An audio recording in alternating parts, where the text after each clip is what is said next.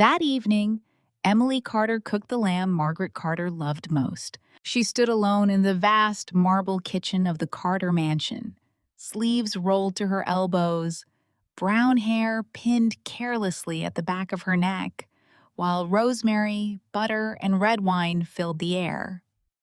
The house smelled warm, but it did not feel warm. It never had. The Carter mansion was beautiful in the way expensive things were beautiful when no one truly lived inside them. Every chandelier sparkled, every silver frame was polished, every vase was placed with museum-like precision. But the longer Emily had lived there, the more she had understood that the house was not a home. It was a stage, and everyone inside it had a role. Margaret Carter sat at the head of the table. Daniel Carter was the golden son. Lily was the disappointment no one said aloud unless they thought Emily was too tired to fight. And Emily? Emily was the woman who had married into the family, but had never been allowed to belong to it. "Mommy?" Emily turned from the stove. Lily stood at the kitchen doorway in a cream-colored dress, both hands smoothing down the skirt as if she were afraid one wrinkle might make her less acceptable. She was 6 years old, small for her age, with Daniel's gray-blue eyes and Emily's soft brown curls. "Do I look okay?" Lily asked. Emily's heart tightened. No child should have to ask that before dinner with her own grandmother. Emily wiped her hands on a towel and crouched in front of her daughter. "You look beautiful," she said, like a little princess. Lily smiled, but the smile faded almost immediately. Her fingers rose to the silver locket around her neck. "Do you think Grandma will like it?" Emily glanced at the necklace. It was a small, heart-shaped locket William Carter had given Lily 6 months before he died. On the back, in tiny engraved letters, were the words, "My brave little heir." At the time, Emily had thought it was simply the tender language of a dying grandfather. William had adored Lily. He had been the only person in the Carter family who never treated her as though she were a failed attempt at a son. But Margaret hated that necklace. Emily had seen the way her mother-in-law looked at it, as if the silver heart were not jewelry, but an insult. "She doesn't have to like it," Emily said gently. "Grandpa gave it to you. That means it belongs to you." Lily touched the locket carefully. "Grandma said heirs are usually boys." Emily swallowed. Before she could answer, Margaret's voice cut through the hall. "Emily, is dinner going to be served tonight, or should I ask the staff to rescue it from the kitchen before you ruin it?" Emily closed her eyes for half a second. Then she stood, smoothed Lily's hair, and said, "Come on, sweetheart." The dining room glittered beneath a crystal chandelier. The table was long enough for 20 people, though only 3 places had been set. Margaret Carter sat at the far end like a queen waiting for tribute. She was 62, elegant, sharp-boned, and dressed in dark navy silk. 3 strands of pearls circled her throat. Her silver hair was swept into a perfect knot. Even at dinner, even inside her own house, Margaret looked prepared to be photographed for a society magazine. She looked up as Emily and Lily entered. Her eyes went first to Emily's face, then to Lily's dress, then to the locket. Margaret's mouth tightened. "You're wearing that thing again." Lily's hand flew to the necklace. "Grandpa gave it to me." "Yes," Margaret said, lifting her wine glass.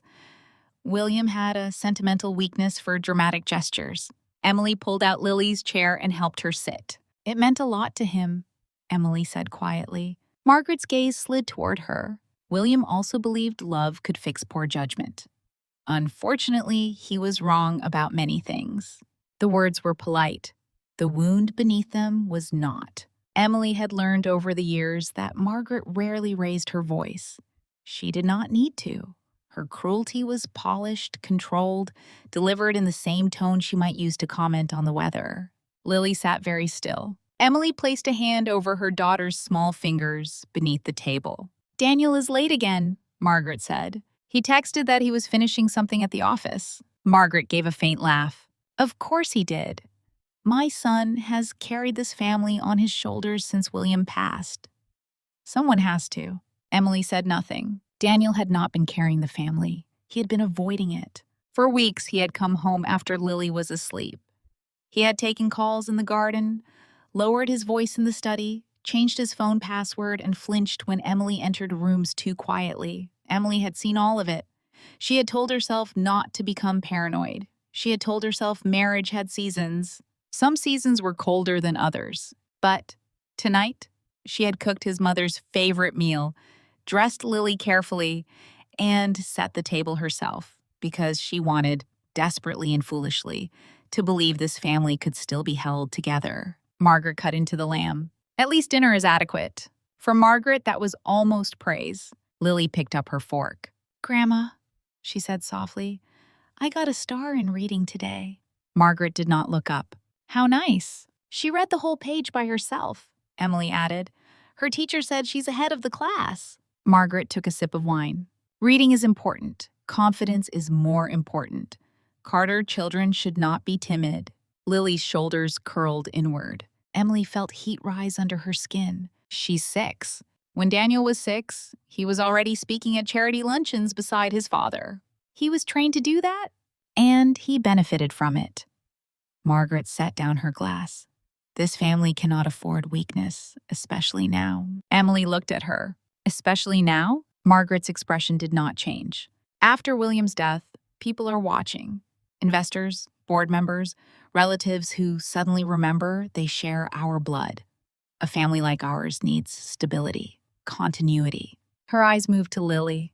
A future. The word landed like a blade. Lily looked down at her plate. After a long silence, she whispered, "Mommy?"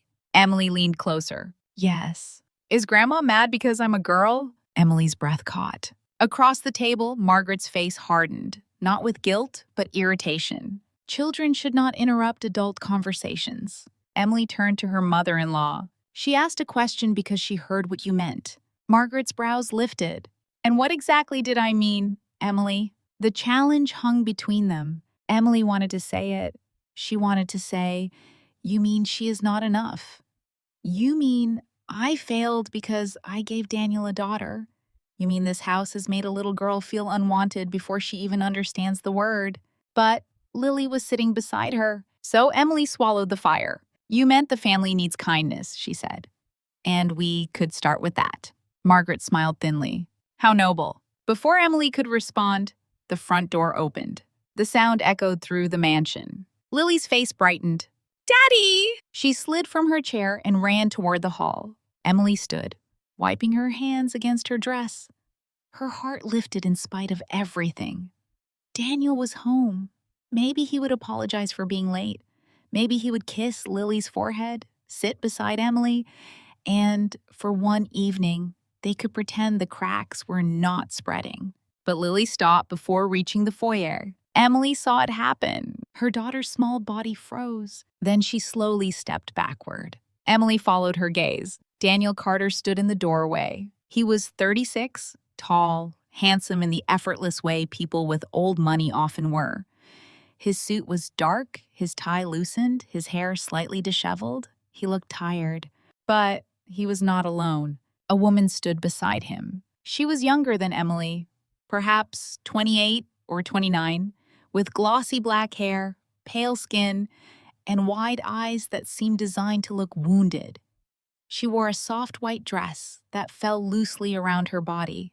One hand rested over her abdomen. The gesture was delicate, possessive, practiced. Emily felt the room tilt. Daniel did not move toward his wife. He did not move toward his daughter. He stood beside the other woman as if crossing the threshold with her had already made a declaration. "Daniel," Emily said. Her own voice sounded far away. Lily looked from her father to the woman. "Daddy?" Daniel's face tightened. "Lily, go back to the dining room." The child did not move. Margaret rose slowly from her chair. "Daniel," she said, her voice low. "Who is this?" The woman lowered her eyes. Daniel inhaled. "This is Vanessa Monroe." Emily stared at him. The name meant nothing and everything. Vanessa's fingers pressed more firmly to her stomach. Daniel looked at Emily then, finally, not like a husband coming home, like a man about to sign papers. "Emily, we need to talk." The world became very quiet. Margaret's gaze flicked to Vanessa's hand. "What is going on?" Daniel swallowed. Vanessa is pregnant. Lily made a small sound. Emily did not. For a moment, she could not breathe. The chandelier above them seemed too bright. The silver frames on the walls seemed to watch. Somewhere in the kitchen, a timer began to beep, absurdly cheerful in the silence. Daniel continued, each word heavier than the last. The baby is mine. Emily's hand gripped the back of a chair. Vanessa's eyes filled instantly with tears. I'm sorry, she whispered.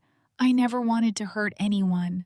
Emily looked at her. The apology was so soft, so perfectly placed, so insulting. Margaret's face had gone white. You brought your mistress into this house? Daniel flinched. Mother, into your father's house? I know how this looks. No, Emily said. Everyone turned to her. She looked at Daniel, and for the first time in weeks, all the vague fears in her chest hardened into something sharp and clear. No, you don't get to say that. You don't get to stand there with another woman and tell me you know how this looks. Daniel's jaw tightened. I didn't plan for it to happen this way. How did you plan for it to happen? He had no answer. Vanessa gave a fragile sob. I told Daniel I could leave. I told him I didn't want to destroy his family. Emily's eyes snapped toward her. Then why are you standing in my foyer? Vanessa recoiled as though struck. Daniel stepped forward. Don't talk to her like that. Emily stared at him. There it was. The first instinct, not to comfort his wife, not to protect his daughter, to defend the woman he had brought home like a wound wrapped in white fabric. Margaret's eyes were still fixed on Vanessa's stomach. How far along? She asked. Emily turned to her, stunned. That was Margaret's first question. Not how long, not how could you, not what about your wife. How far along? Vanessa touched her abdomen again. Almost 10 weeks. Have you seen a doctor? Yes. Do you have documentation? Vanessa glanced at Daniel. He nodded stiffly. From her handbag, Vanessa removed a folded paper. Her fingers trembled just enough to seem innocent. Margaret took it and opened it. Emily saw the edge of a sonogram image. Margaret studied it. Does the doctor know the sex? It's too early to be certain, Vanessa said. But, he said. She hesitated, lowering her eyes. He said the signs look promising. Margaret looked up. Promising? Vanessa's voice became almost inaudible. A boy. The room changed. Emily felt it before she understood it. Margaret's anger did not disappear. It shifted, bent, reorganized itself around a new center. A boy. 2 words had done what 7 years of Emily's loyalty had never done. They opened a door in Margaret Carter's face. The older woman looked at Vanessa again, not as an intruder now, but as a possibility, as a vessel, as a second chance. Emily's stomach turned. Lily stood beside the doorway, very still. Daddy? She whispered. What baby? Daniel closed his eyes briefly. Lily, sweetheart! Vanessa crouched slightly, putting herself at Lily's level. Emily moved instinctively, but Daniel stepped between them. Vanessa smiled with trembling sweetness. Don't worry, sweetheart. Soon you'll have a little brother. Everyone will be happy again. Lily's eyes filled with confusion. Daddy isn't happy now? Daniel went pale. Lily? Does Daddy need a son to be happy? No one spoke. That silence answered the question more cruelly than any words could have. Emily crossed the room and pulled Lily gently against her. Go upstairs, baby. No, Lily whispered. I want to stay with you. Emily held her tighter. Margaret folded the sonogram and placed it on the table. We will not discuss this in front of the child. Emily laughed once, but there was no humor in it. You mean the child who has already heard her father brought home another woman? The child who just heard she's being replaced by a baby brother? Daniel's voice hardened. That's not what this is.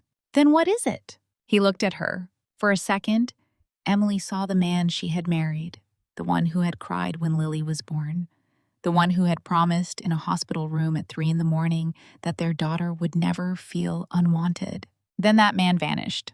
I want a divorce, Daniel said. The words did not break Emily immediately. They entered her slowly, as if her body refused to understand them all at once. Margaret sat down again, though her fingers remained tight around the stem of her wineglass. Vanessa covered her mouth and sobbed. Daniel looked relieved almost, not happy, relieved that the sentence had finally left him. Emily nodded faintly. A divorce. I'll make sure you're taken care of. How generous. I don't want to hurt you. Emily looked at Vanessa, then back at him. You brought her into my home while our daughter was waiting for you at dinner. I said I didn't plan this. You planned enough to bring her here. Daniel's expression darkened. I'm trying to do the right thing. Emily stared at him. For whom? For the baby. Lily pressed her face into Emily's side. Emily's voice dropped. Lily is your baby. Daniel looked at his daughter. He opened his mouth, closed it. Margaret spoke before he could. Emily, emotional scenes will not help anyone. Emily turned slowly. Of course, we wouldn't want emotion to disturb the business transaction. Margaret's eyes hardened. Careful. No, Emily said, surprising herself. I have been careful for 7 years. I was careful when you corrected my clothes, my accent, my table settings. I was careful when you told Lily not to run in the halls because Carter children should have dignity. I was careful when you smiled at other people's grandsons and looked at my daughter like she was an apology. Margaret rose. This is my house. It was William's house. The name landed heavily. Margaret's lips thinned. And William is dead. Emily felt Lily tremble. Daniel stepped forward. Enough. Margaret looked at him. No, Daniel. It is not enough. If you have made this decision, then it must be handled properly. She turned toward Emily, and the cold calm returned to her face. You will not create a scandal. Emily blinked. I will not create a scandal? A public fight would damage everyone, including Lily. The threat was subtle. Emily heard it anyway. Daniel said, Mother, not now. Margaret ignored him. Emily, you should leave the house for a few days. Allow everyone to breathe. Daniel can have his attorneys draft a preliminary separation agreement. Emily stared at her. You already have attorneys ready? Margaret did not deny it. I am always prepared. The words chilled Emily more than anger would have. Always prepared. How long had they known? How long had Daniel planned to discard her? Vanessa stood silently near the doorway, one hand still resting over her stomach. Her tears had dried quickly, too quickly. Emily saw it then. The faint curve of Vanessa's mouth when Daniel was not looking. Not a smile of shame, a smile of arrival. Margaret moved toward the sideboard and lifted a folder Emily had not noticed before. She placed it on the table. I had hoped we would not need this tonight, Margaret said. Emily stared at the folder. Daniel looked away. That was when she understood. This was not a confession gone wrong. This was an ambush. Margaret opened the folder. A temporary separation agreement. Very basic. You leave the residence, you receive a monthly allowance until the divorce is finalized. You agree not to speak to the press or contact board members. Custody will be discussed after Daniel's legal team reviews the circumstances. Emily's ears rang. Custody? Margaret's face did not change. Lily is a Carter. You have spent 6 years reminding her she isn't the Carter you wanted. She is still connected to this family. Emily took one step toward her. Connected? She is Daniel's daughter. Daniel flinched at the possessive certainty in her voice. Margaret's eyes flicked to him, then back to Emily. For now, that is not in dispute. For now, Emily caught it. A strange coldness moved down her spine. What does that mean? Margaret closed the folder. It means you should not force this family to defend itself, Daniel said sharply. Mother, Emily looked at him. What does she mean, Daniel? He did not answer. Vanessa touched his arm. Maybe we should all calm down. Emily turned on her. You don't get to use the word we in this house. Vanessa's eyes filled again. Daniel snapped, Emily. There it was again, her name like a reprimand. Emily looked at her husband, and something inside her began to detach. You can betray me, she said quietly. You can humiliate me. You can stand beside her and pretend this is responsibility instead of cowardice. But you will not let your mother threaten my daughter. Daniel's face hardened. No one is threatening Lily. Margaret gave a soft, humorless laugh. Emily has always had a flair for victimhood. Lily lifted her head. Mommy, can we go? The small, broken question ended the argument more completely than any scream could have. Emily looked down at her daughter. Yes, she said. We can go. Daniel looked startled. Wait, Emily, I think it's best if you go alone tonight. Lily should stay here. This is her home. Emily's grip tightened around Lily's shoulders. No, Margaret stepped forward. Do not be unreasonable. The child needs stability. The child needs her mother. The child needs to remain in the environment she knows. Emily turned to Daniel. Tell her. Daniel's expression twisted. Emily, maybe Lily should stay just for tonight. The words hit harder than the divorce. Emily stared at him, barely recognizing his face. You want me to walk out of this house without my child? I'm saying we shouldn't make impulsive decisions. You already made one. Don't twist this. Emily gave a short, hollow laugh. I'm not twisting anything. For the first time tonight, I'm seeing it exactly as it is. She took Lily's hand and started toward the stairs. Margaret's voice cracked like a whip. Where are you going? To pack my daughter's things. You will not remove Carter property from this house. Emily stopped. Very slowly, she turned. Lily is not Carter property. For the first time all night, Margaret's mask slipped. Her eyes flashed with something raw and ugly. No, she said. She is not yours to use as a weapon either. Emily walked up the stairs before she could say something she would regret in front of Lily. In Lily's room, the air smelled faintly of lavender and crayons. Stuffed animals lined the bed. A drawing of Emily, Daniel, and Lily stood on the nightstand, their stick-figure hands joined beneath a yellow sun. Lily picked up the drawing and stared at it. Should I leave Daddy in it? She asked. Emily's throat burned. Keep whatever you want, baby. Lily folded the paper carefully and tucked it into her small backpack. Emily packed quickly. Pajamas, school clothes, Lily's favorite rabbit, her medication. A photo of William holding Lily in the garden. Her hands shook only once. When she reached for the locket, Lily stopped her. I want to wear it. Emily nodded. Then wear it. By the time they came downstairs, 2 housekeepers stood in the hall, eyes lowered. One held Emily's coat, the other held Lily's pink suitcase. Margaret had already summoned them.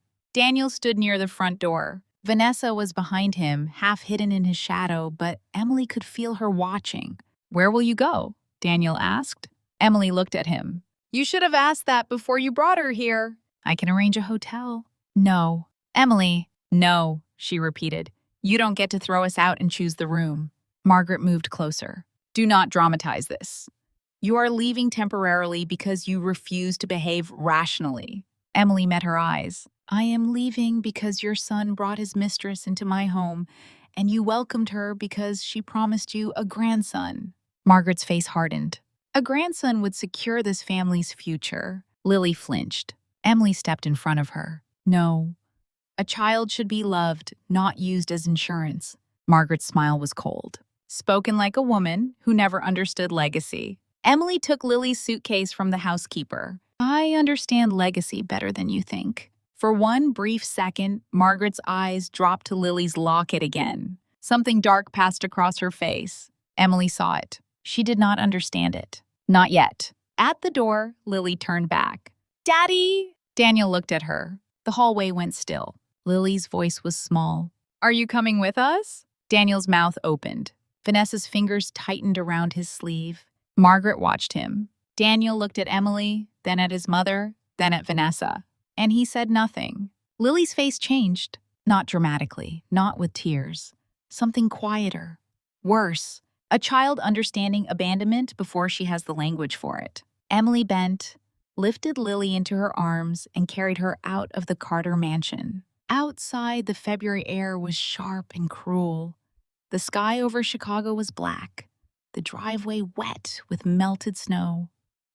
Emily put Lily in the back seat, buckled her in, and tucked a blanket around her knees.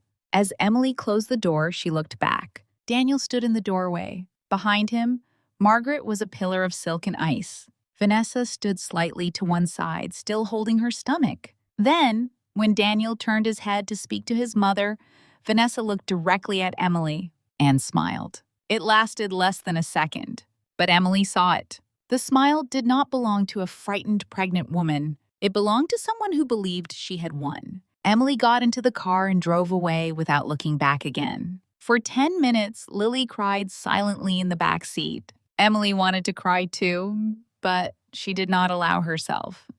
Not yet. She drove through the iron gates, down the long private road, past the hedges Margaret had imported from England, past the stone lions William had once joked looked too serious for a house with a little girl inside. Only when they reached the main road did Lily speak. "Mommy?" "Yes, sweetheart?"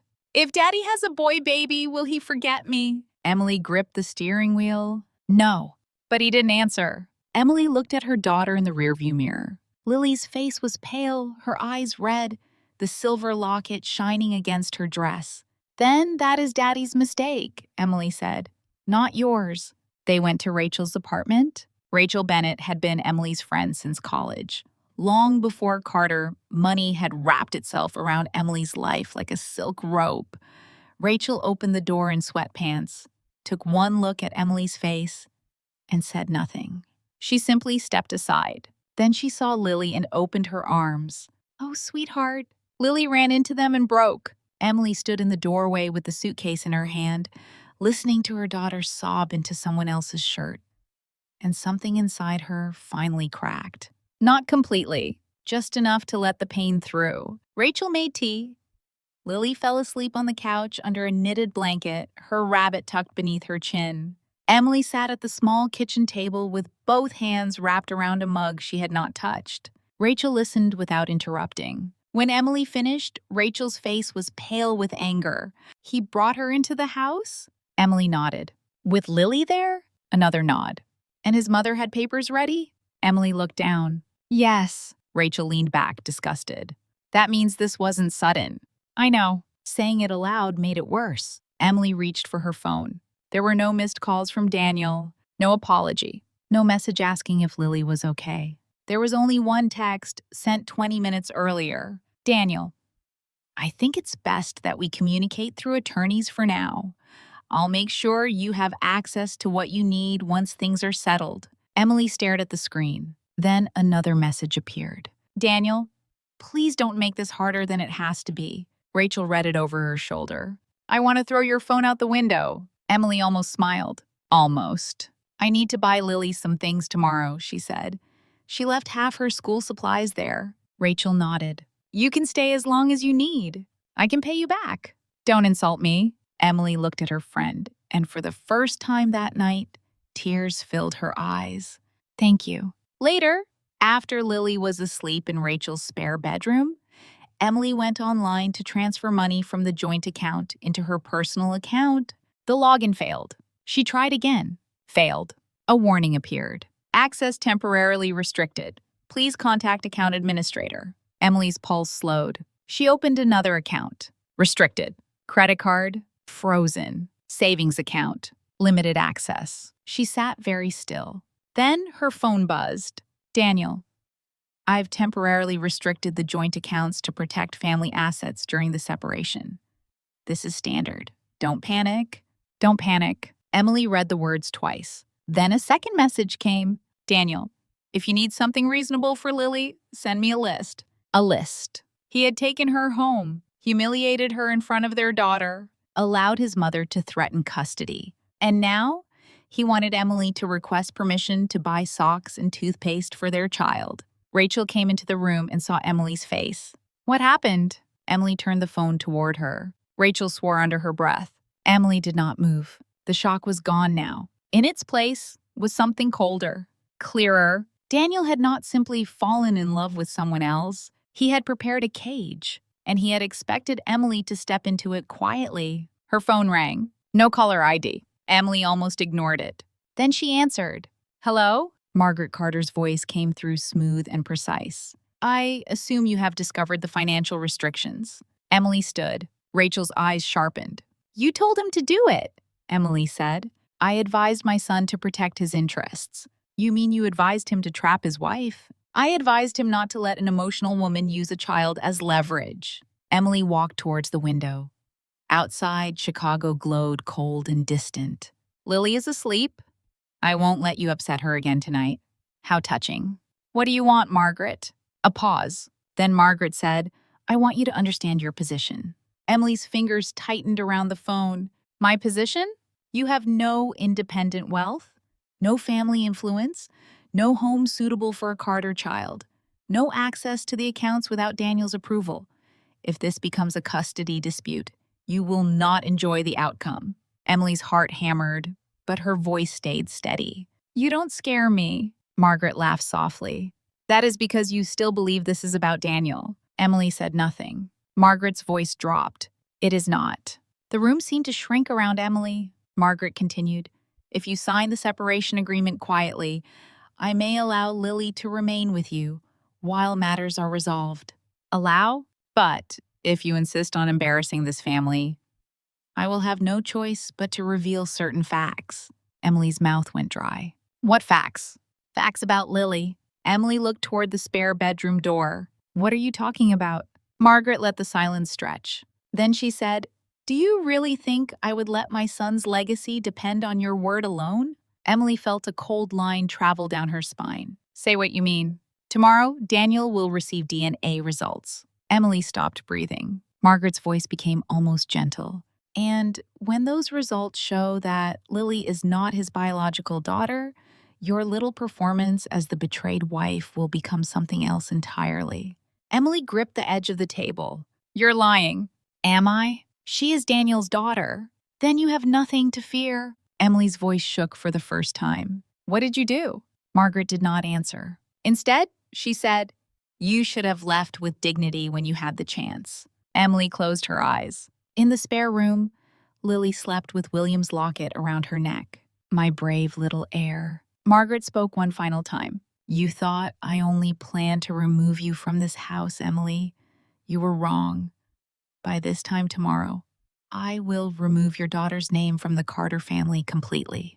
The line went dead. Emily stood in Rachel's kitchen, phone still pressed to her ear. For a long moment, she could not move. Then she slowly lowered the phone. Rachel whispered, "Emily?" Emily looked toward the room where Lily slept. Her daughter had lost her home tonight. Her father had abandoned her in silence. Her grandmother had just promised to erase her blood. And somewhere inside the ruins of Emily Carter's marriage, something harder than grief began to wake. She did not know how Margaret had done it. She did not know what Daniel knew. She did not know why Margaret still wanted Lily if she planned to deny her. But she knew one thing with a clarity that felt almost holy. They could take the house. They could take the money. They could take the Carter name and poison it until it meant nothing. But they would not take Lily. Not while Emily was still breathing. The next morning, the war would begin. Lily woke up before sunrise. Emily knew because she had not slept. She had spent the entire night sitting on the edge of Rachel's pull-out sofa, watching the dim orange glow of Chicago streetlights bleed through the curtains, replaying Margaret Carter's final words again and again. "By this time tomorrow, I will remove your daughter's name from the Carter family completely." The words had not sounded like a threat. They had sounded like a promise. That frightened Emily more. Margaret did not bluff. Margaret did not explode in rage and then regret what she had said. She planned, she filed, she documented. She turned cruelty into paperwork and called it family protection. Emily had seen it for 7 years. But, until last night, she had never been the target of the full machine. A soft sound came from the spare room. Emily rose instantly. Rachel's apartment was small, nothing like the Carter mansion. The hallway barely fit one person. The floorboards creaked. The heating system clicked every few minutes like something old and tired trying to survive winter. But when Emily pushed open the spare room door, the sight inside broke her more than any luxury ever could. Lily was sitting upright on the bed, hugging her stuffed rabbit with both arms. The silver locket William had given her rested against her pajama top. Her eyes were wide open. "Mommy?" Emily moved to her at once. "I'm here." Lily looked toward the window where the sky was still dark. "Are we going back home today?" Emily sat on the bed and gathered her daughter into her arms. She wanted to say yes. She wanted to promise that this was temporary, that Daniel would come to his senses, that the house Lily had grown up in would not become a place guarded by lawyers and lies. But she had learned in the last 12 hours that false comfort was just another kind of betrayal. "I don't know yet," Emily said softly. Lily's small fingers touched the locket. "Is Grandma going to take my necklace?" "No." "Is she going to take Daddy?" Emily closed her eyes. Daniel had already been taken. No, worse. Daniel had walked away. "Daddy's making bad choices right now," Emily said carefully. Lily lowered her head. Because of the baby? Emily's body went rigid. What baby? The one Miss Vanessa has. Emily swallowed the bitterness in her throat. We don't know everything about that yet. Lily looked up, confused. But Daddy said? I know. And Grandma looked happy. That was the part Lily had understood too well. Not Daniel's betrayal, not Vanessa's trembling performance, not the legal folder waiting on the table, but Margaret's face when she heard the word boy. A child always knew where love turned away from her. Lily whispered, "If I was a boy, would Daddy have stayed?" Emily's breath caught. She pulled Lily closer, pressing a kiss to the top of her head. "No, sweetheart. None of this is because of you." But everyone was happier when they talked about him. There is no him who matters more than you. Lily was quiet for a while. Then she asked the question that split Emily open. If I'm not Carter anymore, am I still yours? Emily pulled back enough to look at her daughter's face. Listen to me, Lily. Before you were a Carter, before you had any last name, before anyone in that house decided what you were worth, you were mine. Nothing Margaret says, nothing Daniel does, nothing written on any piece of paper can change that. Lily searched her face, trying to believe her. Emily held her gaze. You are my daughter, always. Lily leaned into her again. Emily sat there until the room grew pale with morning. By 8 o'clock, Rachel had made pancakes Lily barely touched. By 9, Emily had tried 3 more times to access her accounts. Everything remained frozen. Daniel had not called. But at 9:17, a black car pulled up outside Rachel's apartment building. Emily saw it from the window. Her stomach turned. A man in a charcoal coat stepped out, carrying a leather folder. Rachel came to stand beside her. Tell me that's not one of them. Emily watched the man look up at the building. It's one of Margaret's attorneys. You don't have to let him in. No, Emily said. But if I don't, they'll say I'm refusing communication. Rachel's jaw tightened. I hate rich people. Emily almost laughed. Almost. The attorney's name was Martin Hale. He introduced himself politely in Rachel's cramped living room, as if he were not standing beneath a crooked bookshelf while delivering a knife. He placed a folder on the coffee table. Mrs. Carter, I'm here on behalf of the Carter family. Emily sat opposite him. You mean on behalf of Margaret? His expression did not change. Mrs. Margaret Carter, Mr. Daniel Carter, and the family office. There it was. Daniel's name, not separate, not uncertain, joined with Margaret's. Rachel stood near the kitchen with her arms folded. Lily was in the bedroom with cartoons playing softly, though Emily knew her daughter was not really watching. Martin opened the folder. There will be a family meeting this afternoon at the Carter residence. Mrs. Carter has requested your attendance. Emily stared at him. I was thrown out of that house last night. It is still considered your marital residence until legal arrangements are finalized. How generous. He slid a document across the table. This is a formal notice regarding temporary custodial concerns. Emily did not touch it. Custodial concerns? Given the volatility of last night's events, the Carter family believes it is in Lily's best interest to maintain stability. The Carter family, Emily repeated. The same family that let a 6-year-old watch her father bring home his pregnant mistress? Martin's eyes flickered. Only once. Then the mask returned. I'm not here to discuss personal matters. No, Emily said. You're here to dress them up as legal ones. Rachel made a sound under her breath. Martin continued. Mrs. Carter requests that Lily accompany you to the residence this afternoon. No, Mrs. Carter believes. I don't care what Margaret believes. He studied her for a moment. Refusal may be interpreted unfavorably. Emily leaned forward. Then interpret this clearly. I will come. Lily will not. The attorney closed the folder. I will relay your position. As he stood to leave, he placed one final envelope on the table. This was also delivered to Mr. Carter this morning. Emily looked down. There was no name printed on the envelope, only a lab seal. Her pulse slowed. Martin did not open it. He did not need to. He had come to make sure she saw it. After he left, Rachel locked the door and turned around. What the hell is in that? Emily stared at the envelope. The thing Margaret promised. Rachel's face changed. No? Emily picked it up. Her hands were steady. That frightened her. She opened the envelope and pulled out the report. The words blurred for a second, then sharpened. Paternity exclusion. Probability of paternity, 0.00%. Alleged father, Daniel James Carter. Child, Lillian Carter. Emily did not breathe. Rachel took one step forward. What does it say? Emily read the conclusion 3 times. Each time the lie remained on the page. The test stated that Daniel Carter was not Lily's biological father. Rachel whispered, Emily. Emily stood so abruptly the chair scraped the floor. It's fake. Of course it's fake. No.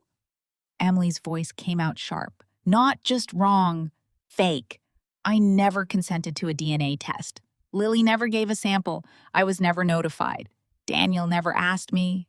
Rachel looked towards the bedroom door. Do you think Daniel knows? Emily looked at the report. Daniel's name was there. His sample was listed. His signature, or something pretending to be his signature, was printed in the authorization section. Emily's throat tightened. I don't know. But even as she said it, something inside her answered. Daniel knew enough. He always knew enough to protect himself. The family meeting was scheduled for 3 o'clock. Emily left Lily with Rachel. Lily begged to come. Emily knelt before her in the hallway, forcing calm into her voice. Mommy has to talk to some adults. Is Daddy there? Yes. Can you tell him I didn't do anything bad? Emily felt the words like a physical blow. She pulled Lily close. You did nothing bad. Nothing. Lily's fingers clung to her coat. Then why is everyone mad? Emily closed her eyes. Because adults can be wrong too. At the Carter mansion, the gates opened before Emily even pressed the intercom. That disturbed her. They had been waiting. The house looked unchanged. The same stone lions, the same manicured hedges, the same tall windows reflecting a gray winter sky.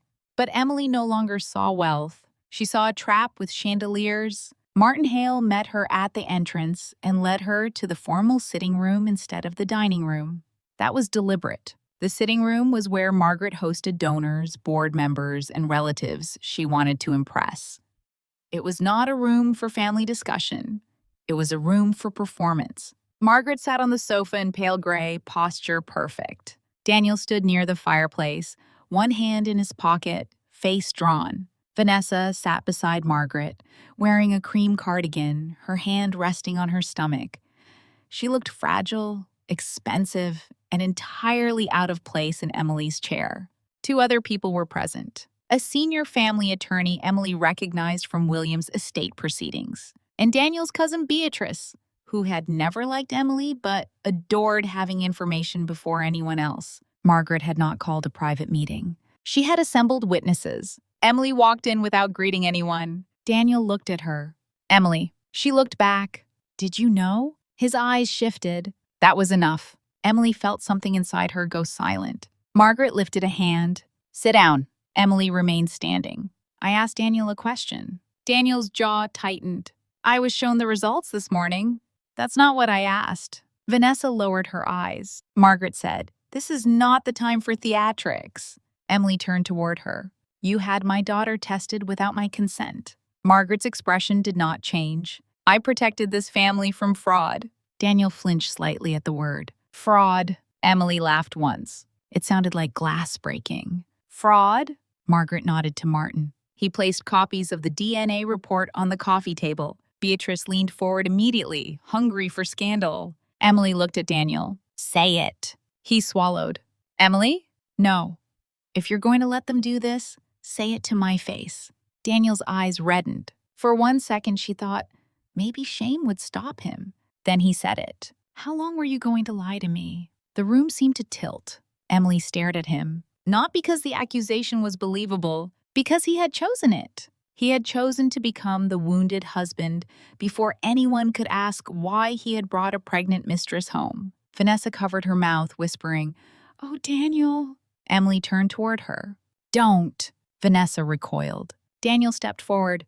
Don't attack her. Emily looked at him with something close to wonder. Your mother just accused me of passing another man's child off as yours, and your concern is Vanessa's feelings? Daniel's face hardened. I don't know what to believe anymore. Yes, you do, Emily said. You know me. Margaret's voice cut in. Apparently none of us did. Emily turned to her. You're enjoying this. Margaret's brows lifted. I am devastated. Lily has been raised in this family under false pretenses. No, Emily said. Lily has been raised in this family under your disappointment. There's a difference. Margaret stood. Careful, Emily. No, you be careful, because if you think I'll let you put this lie on my child, you have mistaken silence for weakness. The older woman's gaze sharpened. Your child? She repeated. The phrasing chilled Emily. Margaret moved to the table and lifted another folder. For the moment, Lily's legal situation is uncertain. Daniel is listed as her father, but this report raises serious questions. Until the court determines the appropriate course, we believe Lily should remain under Carter's supervision. Emily went cold. You just said she isn't Carter blood? Blood is not the only consideration. Emily stared at her. There it was. The contradiction. Margaret wanted to erase Lily from the family tree, but keep her body inside the mansion. Why? Why do you still want her? Emily asked.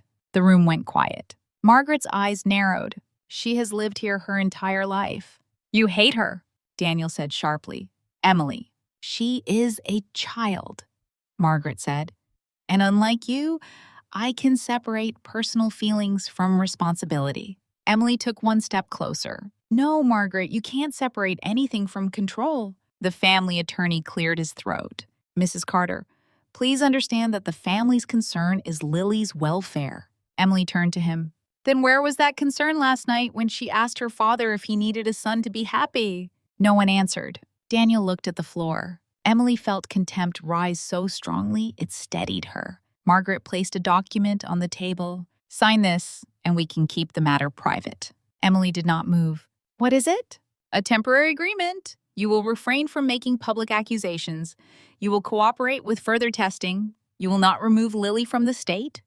You will accept financial support through Daniel's office, subject to review.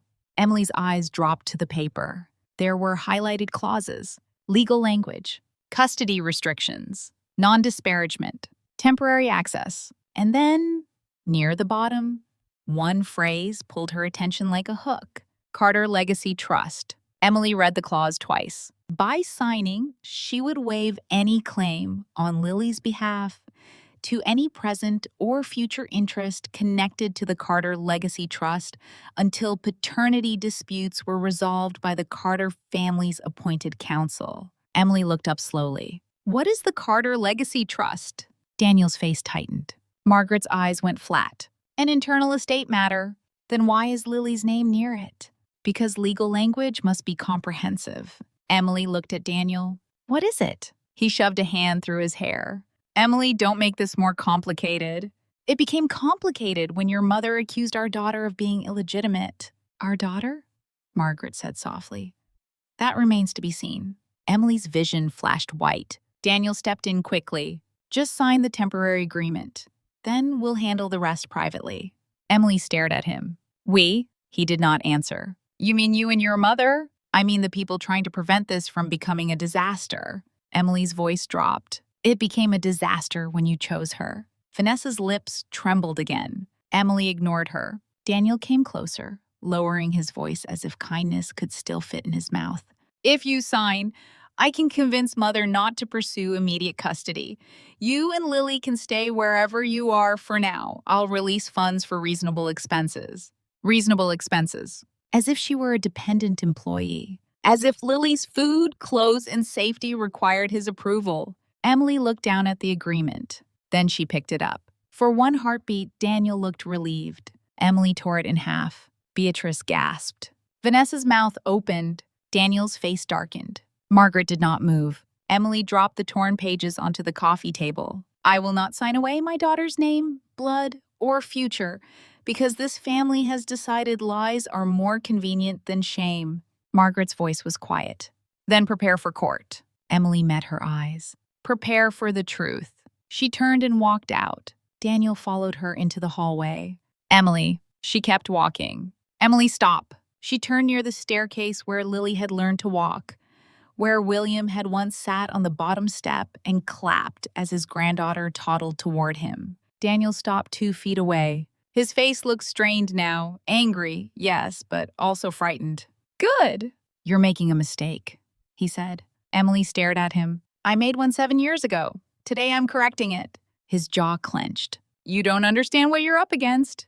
That sounds like something your mother taught you to say. He leaned closer. Do you think you can fight us? Without money? Without the house? Without anyone who matters standing behind you? Emily absorbed the words carefully. Is that what I was to you?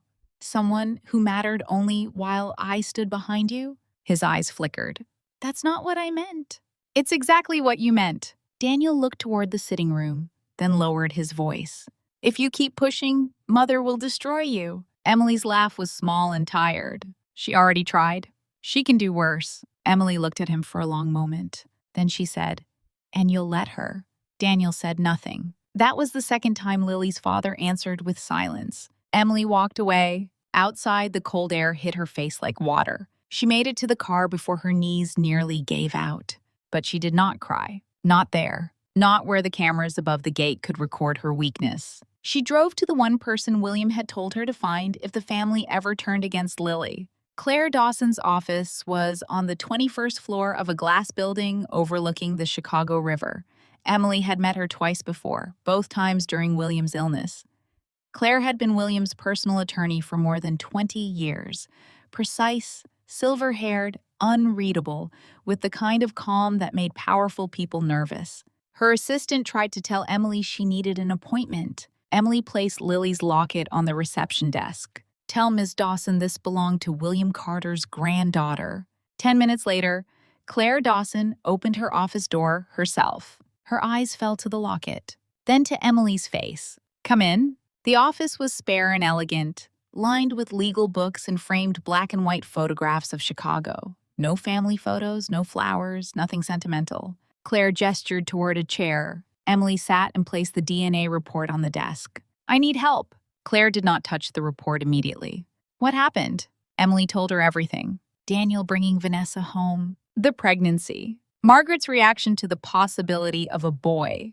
The separation agreement. The frozen accounts. The DNA report. The clause about the Carter Legacy Trust. Claire listened without interruption. Only once did her expression change. When Emily mentioned Margaret's threat to remove Lily's name from the family completely, Claire's eyes hardened. At the end, Claire picked up the DNA report and began reading. Page 1, Page 2, Authorization page, Collection details, Chain of custody. Emily watched her face. Claire was still for so long that the silence became unbearable. Finally, Emily said, It's fake, isn't it? Claire looked up. It is worse than fake. Emily's breath caught. What does that mean? Claire tapped the collection section. This says Lily's sample was collected on Monday at 11:40 a.m. at North Lake Genetic Services. Emily frowned. Lily was at school Monday. Can you prove that? Yes. Attendance records, her teacher, security cameras. Claire nodded. This says Daniel authorized collection as the alleged father. Emily swallowed. Could his signature be forged? Possibly, but I would not assume that yet.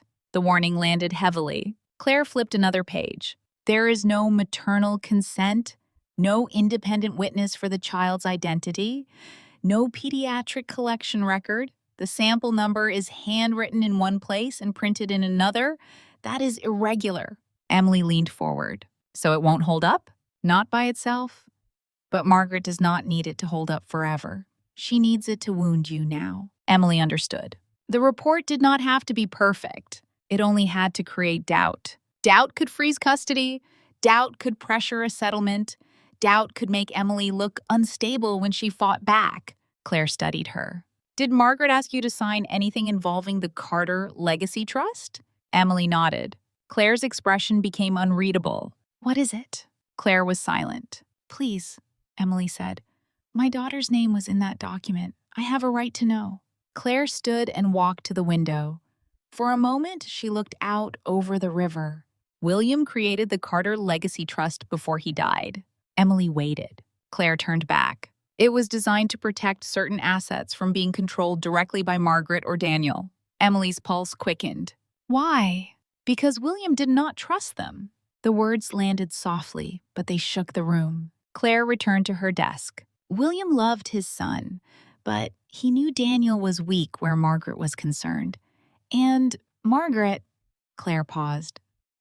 Margaret believes family legacy belongs to whoever can control the family. Emily thought of Margaret's face when Vanessa said the baby might be a boy. "Lily," Emily said. Claire did not answer immediately. That was answer enough. Emily's hand went to her mouth. "William left something to Lily?" "Not something," Claire said. "Potentially everything that matters." Emily stared at her. The room seemed to recede. Claire continued, "The full terms are sealed under specific triggers. A formal paternity dispute involving Lily may be one of them. A custody action may be another. Why didn't anyone tell me?" William wanted to avoid provoking Margaret while he was alive. After his death, the trust remained structured but not fully activated. He hoped it would never need to be used. Emily almost laughed. William had hoped Margaret would not be Margaret. Claire leaned forward. "Emily, listen to me carefully.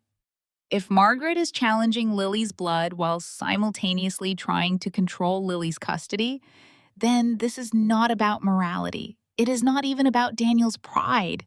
It's about the trust." "Yes," Emily's stomach turned. She wants to say Lily isn't Carter, but still keep her close enough to control whatever William left her. Claire nodded. "That would be my concern." Emily looked down at the locket. "My brave little heir." It had not been sentiment. It had been warning. Proof. Love, yes, but also strategy. "What do we do?" Emily asked. "First, we establish the truth properly. Lily needs an independent DNA test through a lab Margaret cannot touch. We also need a legally valid sample from Daniel, or a court order compelling one. Daniel won't cooperate. Then we use what William left." Emily looked up. Claire's face was calm. William anticipated a challenge. Emily's throat tightened. He knew? He suspected. He left instructions. For the first time since Daniel walked through the door with Vanessa, Emily felt something beneath the terror. Not relief. Not yet. But a line under her feet. "Can you help us?" Claire looked at Lily's locket again. "I promised William I would." The independent test was arranged that evening. Not at a glossy private lab connected to Carter money, but at a facility Claire selected herself, with every step documented.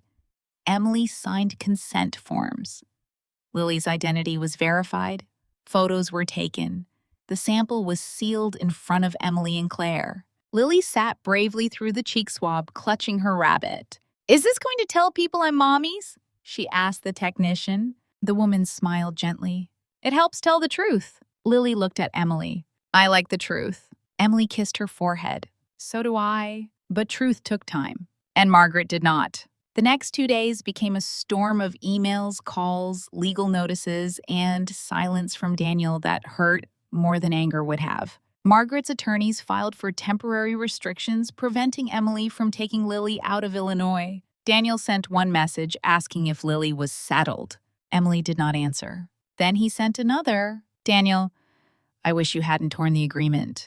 You're forcing this into a place it doesn't need to go." Emily typed 3 different replies, deleted them all. Finally, she wrote, "Emily, you stood in a room and let them call our daughter a lie." He did not respond. On the 3rd morning, Rachel took Lily to school while Emily met Claire. The office felt different now. Not safer, but purposeful. Claire had 3 folders on her desk.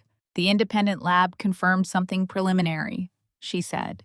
Emily sat very still. "Is Lily Daniel's daughter?" Claire folded her hands. "We are still waiting for a direct comparison to Daniel or William's stored sample.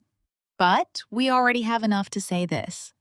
The sample used in Margaret's report was not Lily's." Emily closed her eyes. Air rushed from her lungs. Not Lily's. She had known. Of course she had known. But hearing it said by Claire made the ground solid for 1 second. Then they switched it. "Yes." Emily opened her eyes. "Can we prove who?" "Not yet, but there is more." Claire slid a page across the desk. Emily looked down. It was a lab archive record, a sample ID, a date from years earlier, a name Emily did not recognize. Claire spoke carefully. "The DNA sample used in the report Margaret gave you appears to match an archive sample from a deceased child." Emily looked up slowly. For a moment she did not understand. Then the horror of it reached her. A deceased child? Claire's mouth tightened. Her sample was stored years ago as part of a medical genetics case. She died at age 4. Emily's hand covered her mouth. Margaret had not simply swapped Lily's sample with a random one. Someone had reached into old records. Someone had used the DNA of a dead little girl to erase a living one. Emily felt sick. Claire's voice remained steady, but her eyes were cold.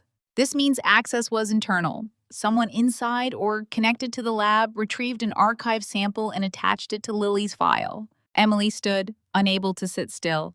My God. Yes, Claire said. This is not a mistake. It is a conspiracy.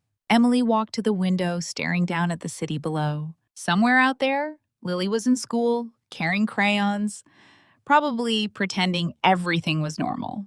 And inside the polished machinery of the Carter family, adults had used another child's death as a weapon against her. Emily's grief burned away. In its place came something clean and terrible. What happens now? She asked. Claire stood behind her. Now we find who accessed the archive. We trace who paid them. We preserve the evidence before Margaret realizes we know. Emily turned. And Lily? Claire's expression softened slightly. We protect Lily first. Emily looked down at her phone. A message had just appeared. From Margaret. Margaret, you have until tomorrow evening to reconsider. Sign quietly and Lily may still be spared public shame. Emily stared at the message. Then she looked at Claire. She thinks I'm scared.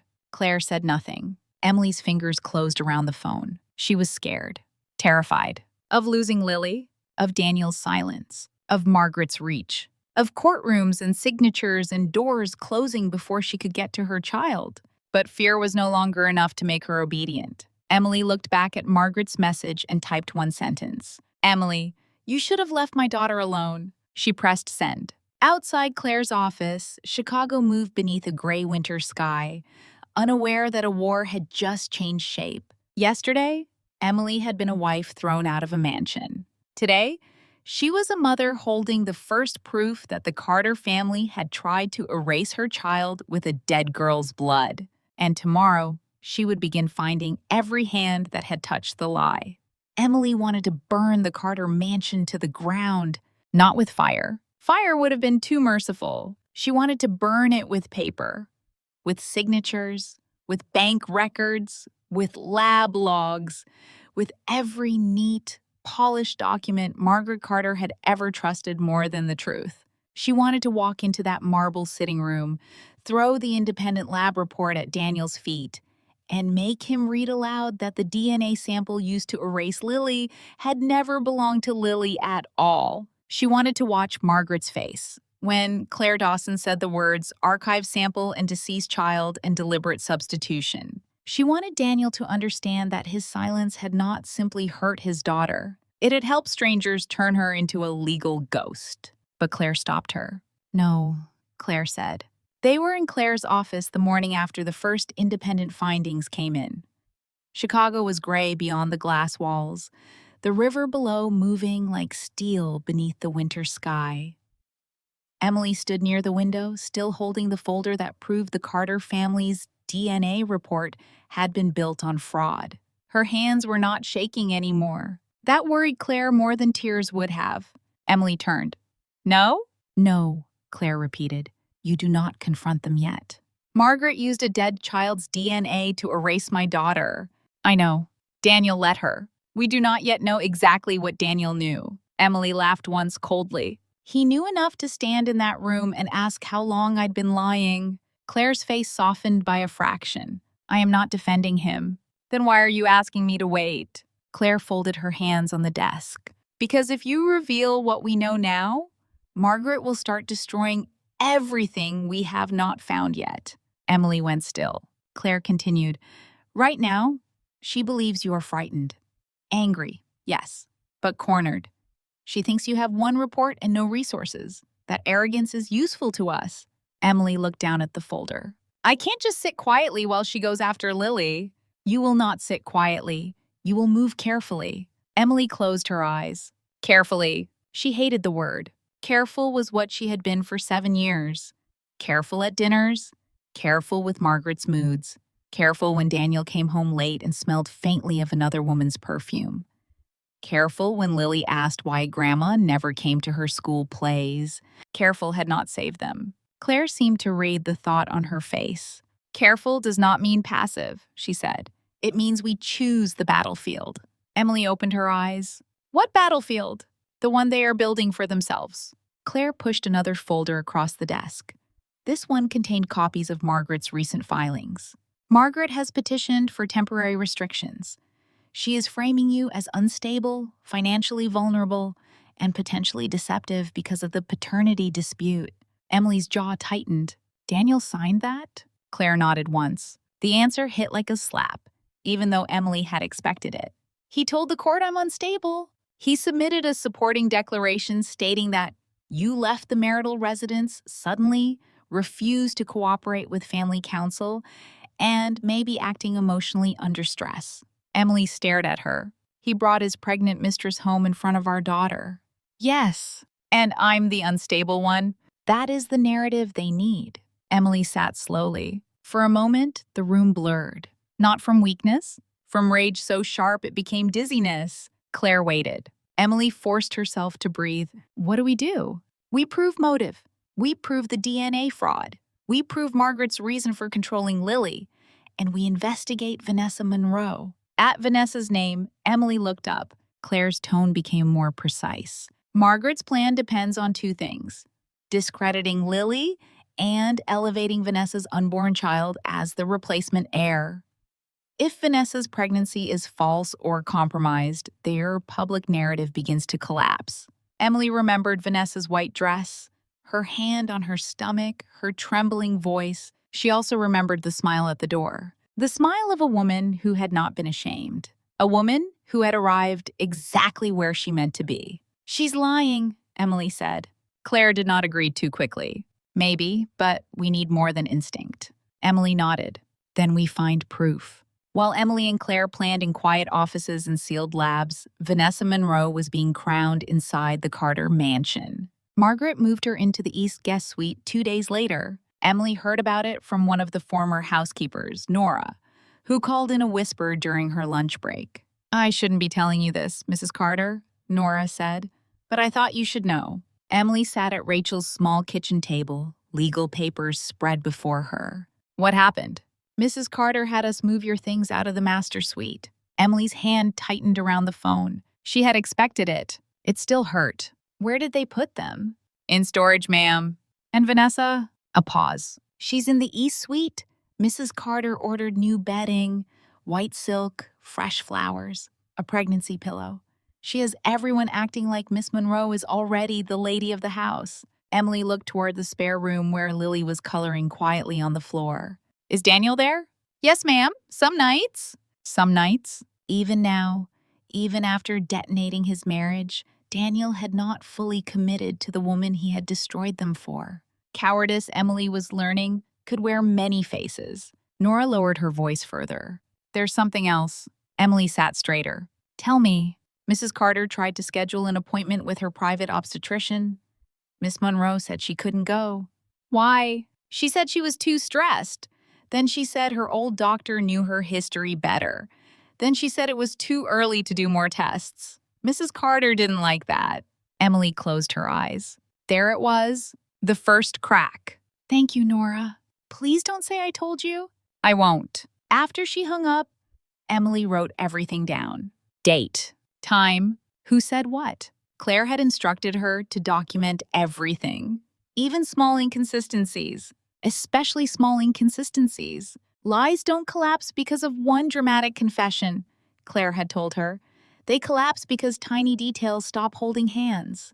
Emily was beginning to understand. Vanessa avoided Margaret's doctor again the next week. Then again. Each time she had a new reason. Morning sickness, dizziness, anxiety caused by Emily's harassment. At the mansion, she played her role beautifully. She accepted warm lemon water from the staff. She wore soft dresses that skimmed her abdomen. She placed one hand over her stomach whenever Daniel entered the room. She lowered her voice around Margaret, calling her Mrs. Carter with practiced respect. And she cried whenever anyone mentioned Emily. I never wanted to hurt her, Vanessa whispered one afternoon, sitting in the sunroom while Margaret reviewed baby shower invitations. I know she must hate me. Margaret looked up from the embossed blue cards. Hate is a luxury women use when they lack strategy. Vanessa blinked. Margaret continued, Emily will be dealt with. Vanessa's hand moved to her stomach. And Lily? At the child's name, Margaret's expression shifted. Not guilt. Calculation. Lily's a separate matter. Vanessa lowered her gaze, but she listened carefully. She's still very attached to Emily, Vanessa said. All children can be retrained when removed from the wrong influence. Vanessa looked up. For one quick second, something like unease crossed her face. Then she smiled. I just want what's best for the baby. Margaret studied her. Then you will provide my doctor with your medical records? Vanessa's smile faltered. Of course, I just need to contact the clinic. You said that last week. I know.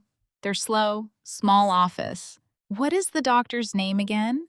Vanessa's fingers tightened around the teacup. Dr. Lawson. Margaret's eyes narrowed slightly. Last time you said Larson. Vanessa's face went pale for a fraction of a second. Then she laughed softly. Oh, pregnancy brain. I'm sorry. Dr. Larson, I've seen so many specialists in the past year. Margaret said nothing. Vanessa lowered her eyes and began to cry. The tears worked on Daniel. They did not work on Margaret. But Margaret wanted a grandson more than she wanted the truth. For now, that was enough. Daniel was easier to manipulate. Vanessa understood that within days. He liked being needed. He liked being forgiven before he apologized.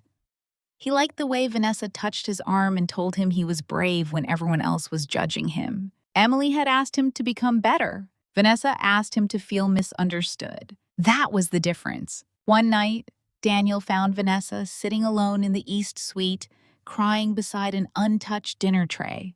What happened? Vanessa quickly wiped her face. Nothing. Vanessa. She shook her head. I don't want to cause more problems. He sat beside her. You can tell me. She let the silence stretch. Then, in a broken whisper, she said, Your mother doesn't trust me. Daniel exhaled. She doesn't trust anyone. She keeps asking about doctors and records and tests, like I'm some kind of criminal. She wants to protect the family. Vanessa looked at him, eyes shining. And who protects me? Daniel's face softened. Vanessa placed his hand on her abdomen. I am carrying your child. Our child. But I feel like I'm still begging for a place in your life. You're not. Then prove it. He stilled. Vanessa looked away, as if ashamed of her own request. I can't keep living here under your mother's rules. I need somewhere safe, somewhere calm, a place for me and the baby. Daniel rubbed his jaw. Now isn't a good time. The accounts are under review because of the separation. Vanessa pulled back. You mean because of Emily? Vanessa. She still controls everything, doesn't she? Even after what she did. Daniel's face darkened. She doesn't control everything. Then why do I feel like a secret you're still ashamed of? That landed exactly where Vanessa meant it to. Daniel stood and paced toward the window. What do you need? Vanessa hesitated.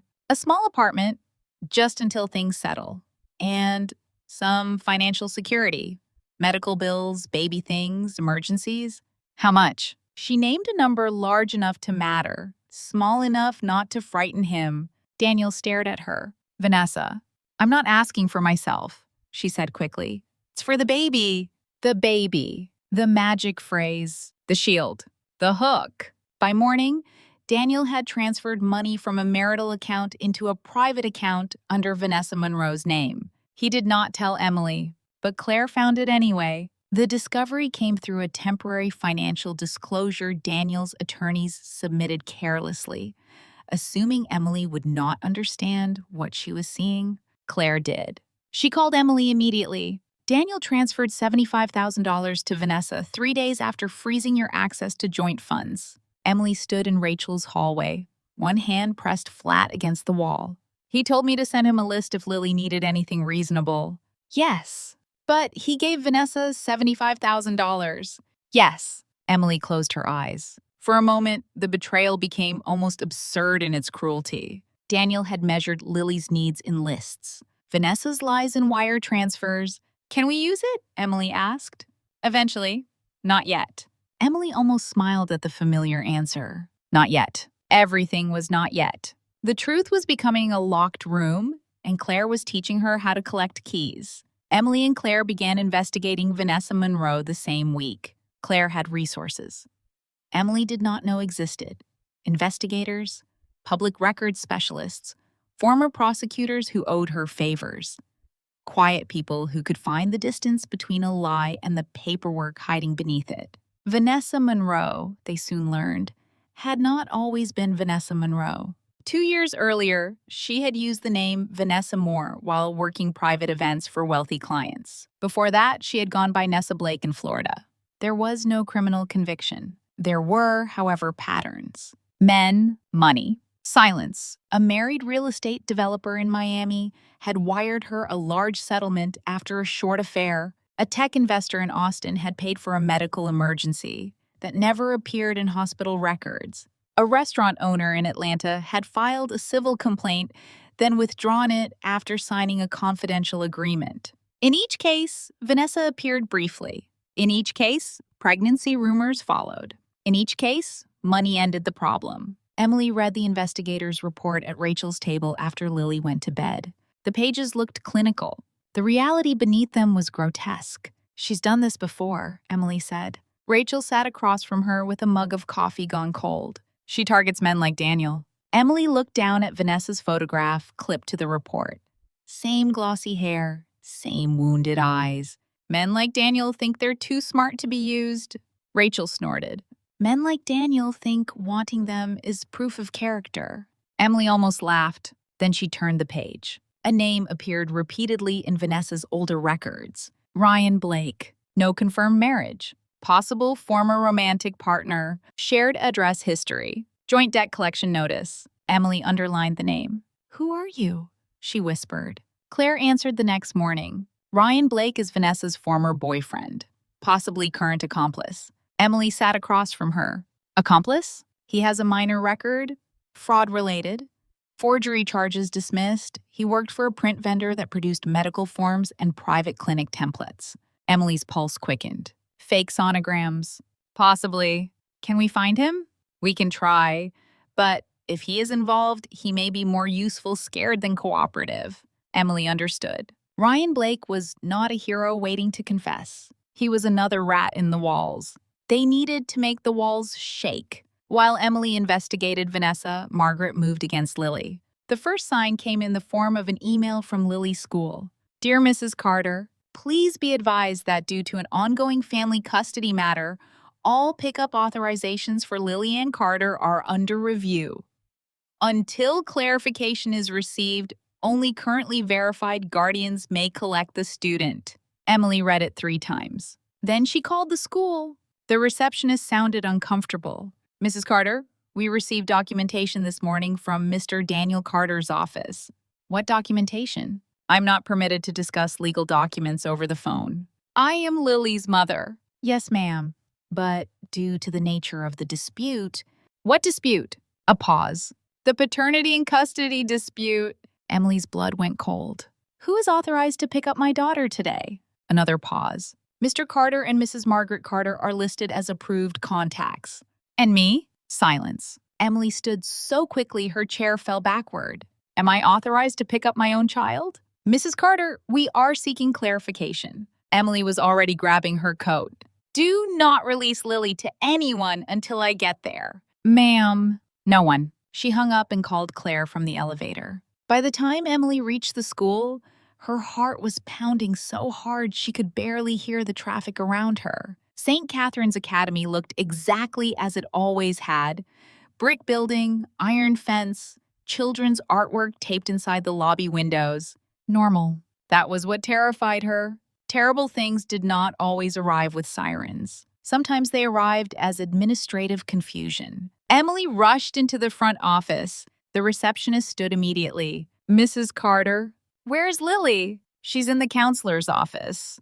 "Why?" Before the receptionist could answer, Emily saw through the glass wall across the hallway. Lily sat in a small chair, clutching her backpack. Her face was wet with tears. Beside her stood a man in a black suit Emily recognized as one of Margaret's drivers. He held a folder. Emily's vision narrowed. She moved toward the door. The receptionist hurried after her.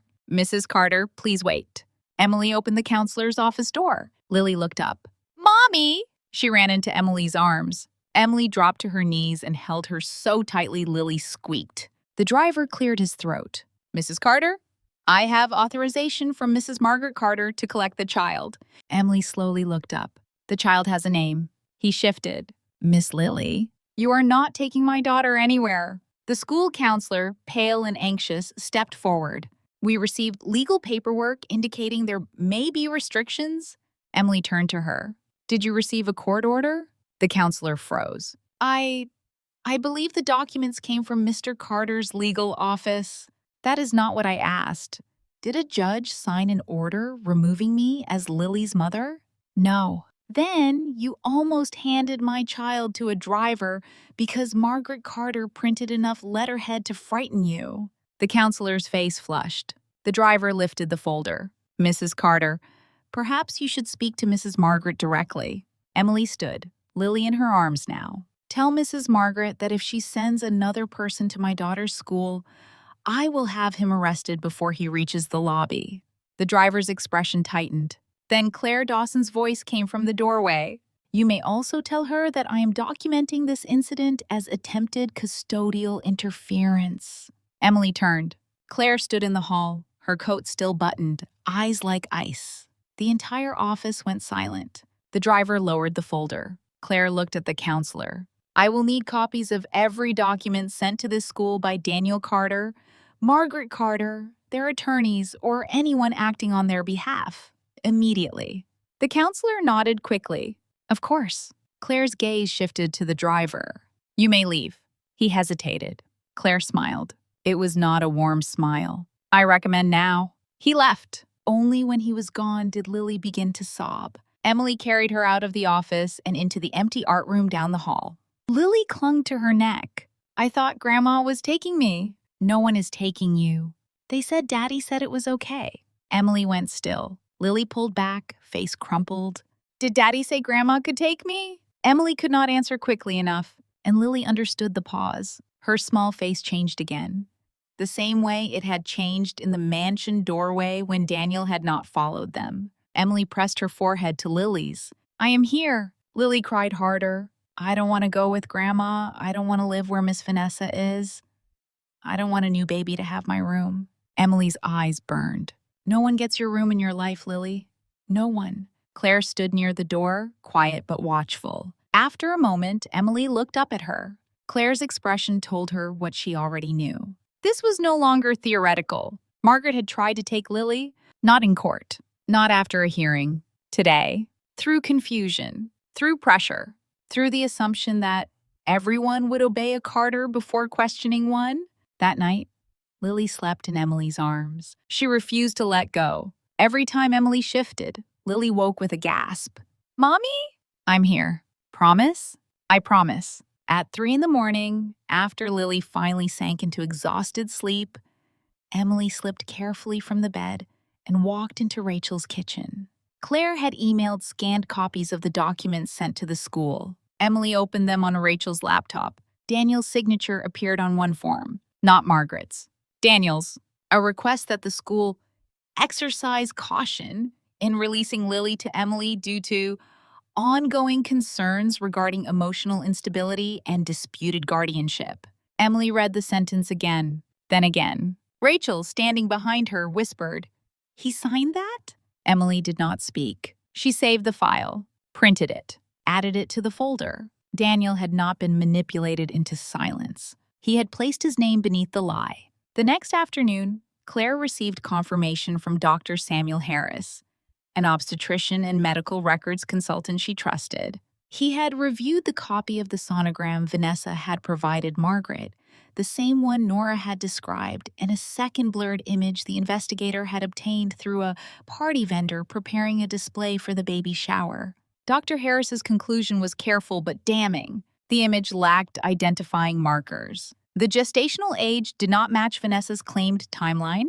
The clinic code printed at the bottom was incomplete. The formatting did not match any active Chicago obstetric practice registered under the names Vanessa had provided. Most importantly, the same image appeared in a stock medical training database from 3 years earlier. Emily sat frozen as Claire read the findings aloud. So she stole the image, Emily said. Possibly, or Ryan did. Can we prove she's not pregnant? Not yet. Emily almost laughed. The two words again. Claire looked at her. We can prove her document is unreliable. We cannot yet prove the absence of a pregnancy without medical confirmation, confession, or stronger evidence. Emily stood and paced. She's lying. Yes, Claire said calmly. Most likely. Margaret knows. Claire paused. What makes you say that? Because Margaret is suspicious. Nora said she keeps asking about doctors. Vanessa keeps refusing. Margaret isn't stupid. No, Claire said. She is not. Then why keep going? Claire's gaze sharpened. Because the pregnancy does not need to be real to serve Margaret's immediate purpose. Emily stopped. Claire continued. The idea of a male heir allows Margaret to humiliate you, pressure Daniel, influence family opinion, and make Lily seem replaceable. Whether Vanessa is actually pregnant may be secondary, at least for now. Emily felt cold. So Margaret might know it's fake and still use it. She may suspect. That is different from knowing. But, yes. Emily thought of Vanessa and Margaret sitting together in the Carter's sunroom, each using the other, each believing she was the smarter predator. Then we let them keep lying. Claire nodded. Until the lie is large enough to crush them. 3 days later, Margaret announced the baby shower. Not privately, publicly. A society columnist posted the first hint online. The Carter family is said to be preparing an intimate celebration for a long-awaited new arrival. Sources close to the family described the mood as hopeful after a difficult season. By noon, Emily had received the invitation. Cream cardstock, blue foil lettering, a gold Carter crest at the top, celebrating baby Carter, the heir we've been waiting for. Emily stared at the words until they blurred. Rachel saw it and grabbed the card. Oh, that evil. A smaller note slipped from the envelope. Not printed. Handwritten. Emily recognized Vanessa's elegant loops. Bring Lily. She should learn how to clap for the child who will replace her. For a moment, the kitchen went silent. Rachel's face turned red. I'm going to kill her. Emily took the note back. Her hands were steady. She wants me angry. Are you not? I am. Emily placed the note in a plastic sleeve Claire had given her. But now I keep evidence. Rachel stared at her. Then slowly she smiled. There she is. But Emily did not feel triumphant. Not yet. That evening, Claire called again. Her voice was tight. They filed for an emergency temporary custody hearing. Emily closed her eyes. When? Next week. On what grounds? Financial instability, emotional instability, paternity uncertainty, alleged interference with Daniel's access to Lily. Emily gripped the counter. Daniel hasn't asked to see her. He claims you are making communication difficult. Emily looked toward the living room, where Lily was drawing with crayons on the floor. A house, a son, 2 stick figures. Only 2. What happens if they win? Emily asked.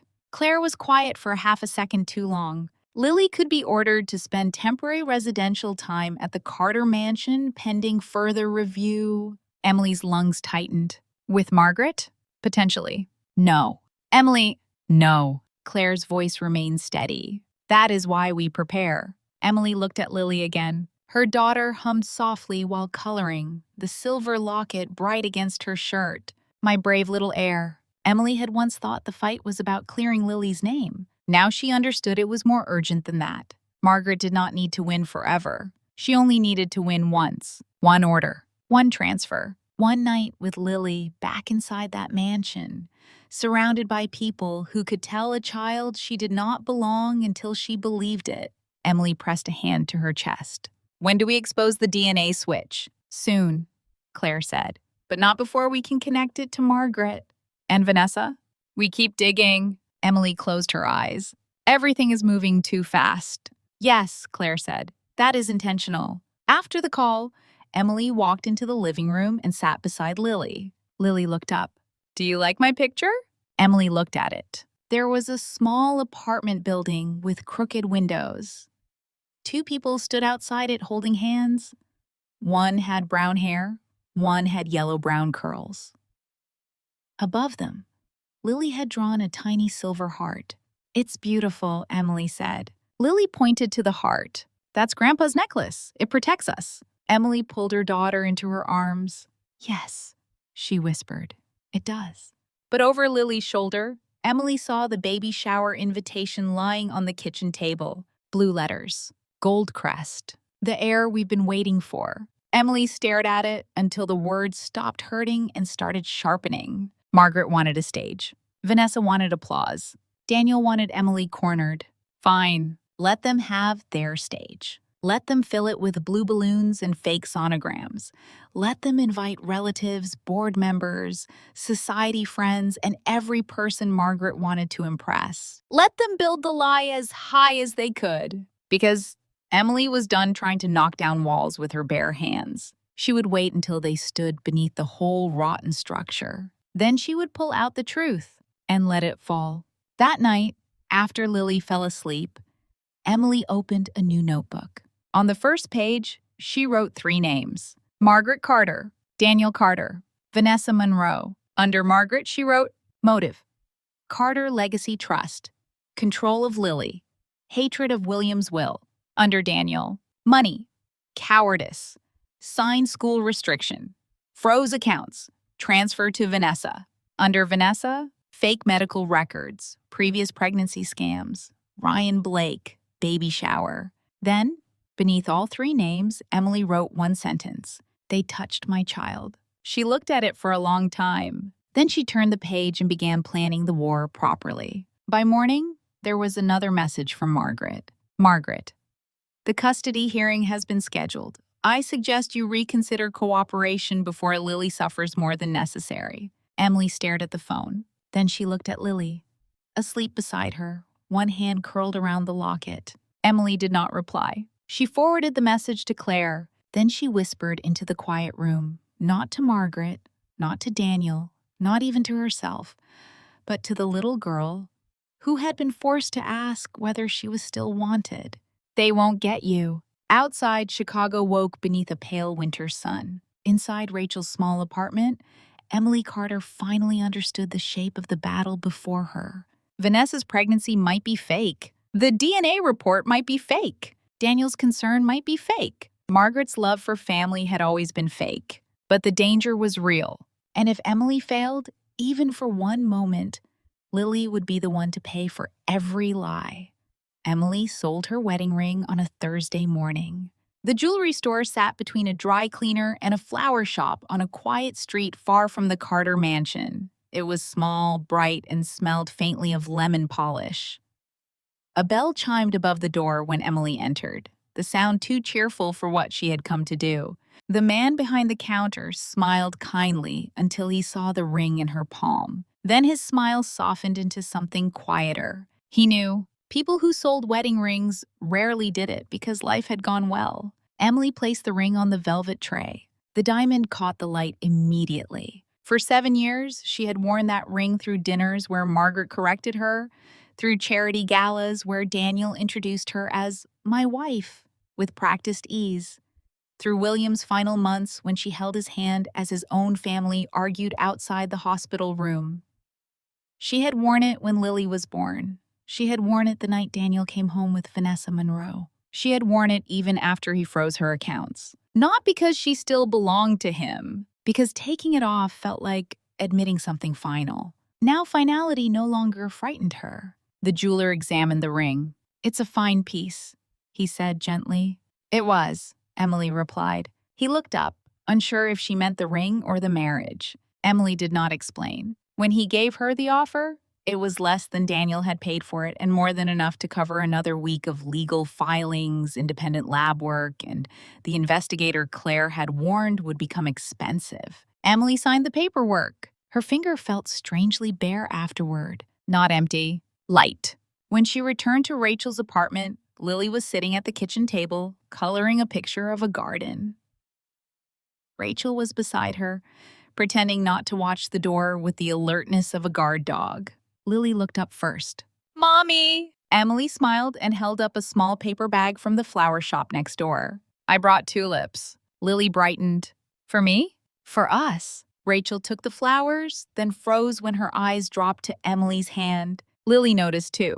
Her crayon stopped moving. "Mommy," she whispered, "where's your ring?" Emily sat beside her. The truth could wound a child if dropped too heavily. But lies had already wounded Lily enough. I sold it. Lily's mouth parted.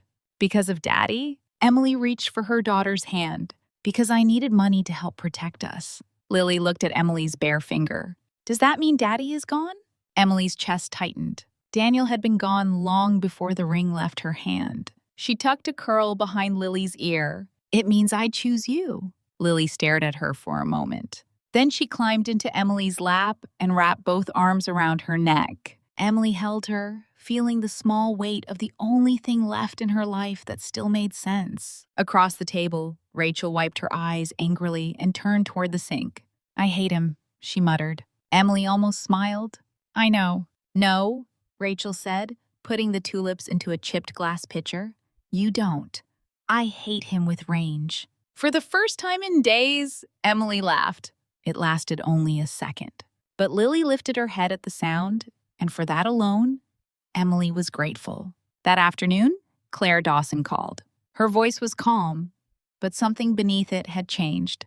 Emily, come to my office, alone if possible. Emily's hand tightened around the phone. Did something happen? Yes, Claire said. William did. The words made no sense until Emily arrived at Claire's office an hour later and saw the metal box on the desk. It was dark green, old-fashioned, with William Carter's initials engraved near the lock. UJC. Claire stood behind her desk, one hand resting on the lid. The filings Margaret triggered, combined with the paternity dispute and custodial interference, allowed me to open this under the contingency terms William left. Emily could not stop looking at the initials. William had been dead for almost a year, and yet somehow he was still reaching through the ruins of the Carter family with one final hand. Claire unlocked the box. Inside were several sealed envelopes, a thick estate binder, a flash drive, a notarized document packet, and one smaller envelope with Emily's name written in William's slanted handwriting. Emily's throat closed. Claire did not touch that envelope. That one is yours. Emily picked it up carefully. For a moment, she was back in William's room at the hospital, watching him sleep under thin blankets, his skin pale, his voice rough when he woke and asked where Lily was. He had been weak then, but his mind had remained sharp, sharper than any of them had known. Emily opened the letter. The handwriting inside was uneven, but unmistakably his. Dear Emily, if Claire is giving you this, then I failed to protect you and Lily while I was alive. For that, I am sorrier than this paper can hold. Emily pressed a hand to her mouth. Claire turned toward the window, giving her privacy without leaving. Emily kept reading. I know my family. That is not something I am proud to write. Margaret loves the Carter name more than she has ever loved the people carrying it. Daniel is not cruel by nature, but weakness can do the work of cruelty when it stands beside the wrong person. A tear slipped down Emily's face. She wiped it away quickly. Lily's my granddaughter, not because a document says so, not because blood alone makes family, but because I saw myself in her courage, and I saw something better than myself in her kindness. Margaret will never forgive her for being a girl and still being enough. Emily's shoulders shook once. If anyone ever questions Lily's place in this family, do not beg them to accept her. Do not ask them to be fair. Do not believe shame will soften them. Follow the blood. Follow the money. Follow the fear. Margaret fears Lily because Lily is the one person she cannot control without first controlling you. Emily looked up sharply. Claire turned back then. You should finish it, she said softly. Emily read the final lines. If they try to erase my granddaughter, expose them. And when the time comes, tell Lily this. She did not need to be born a boy to inherit my love.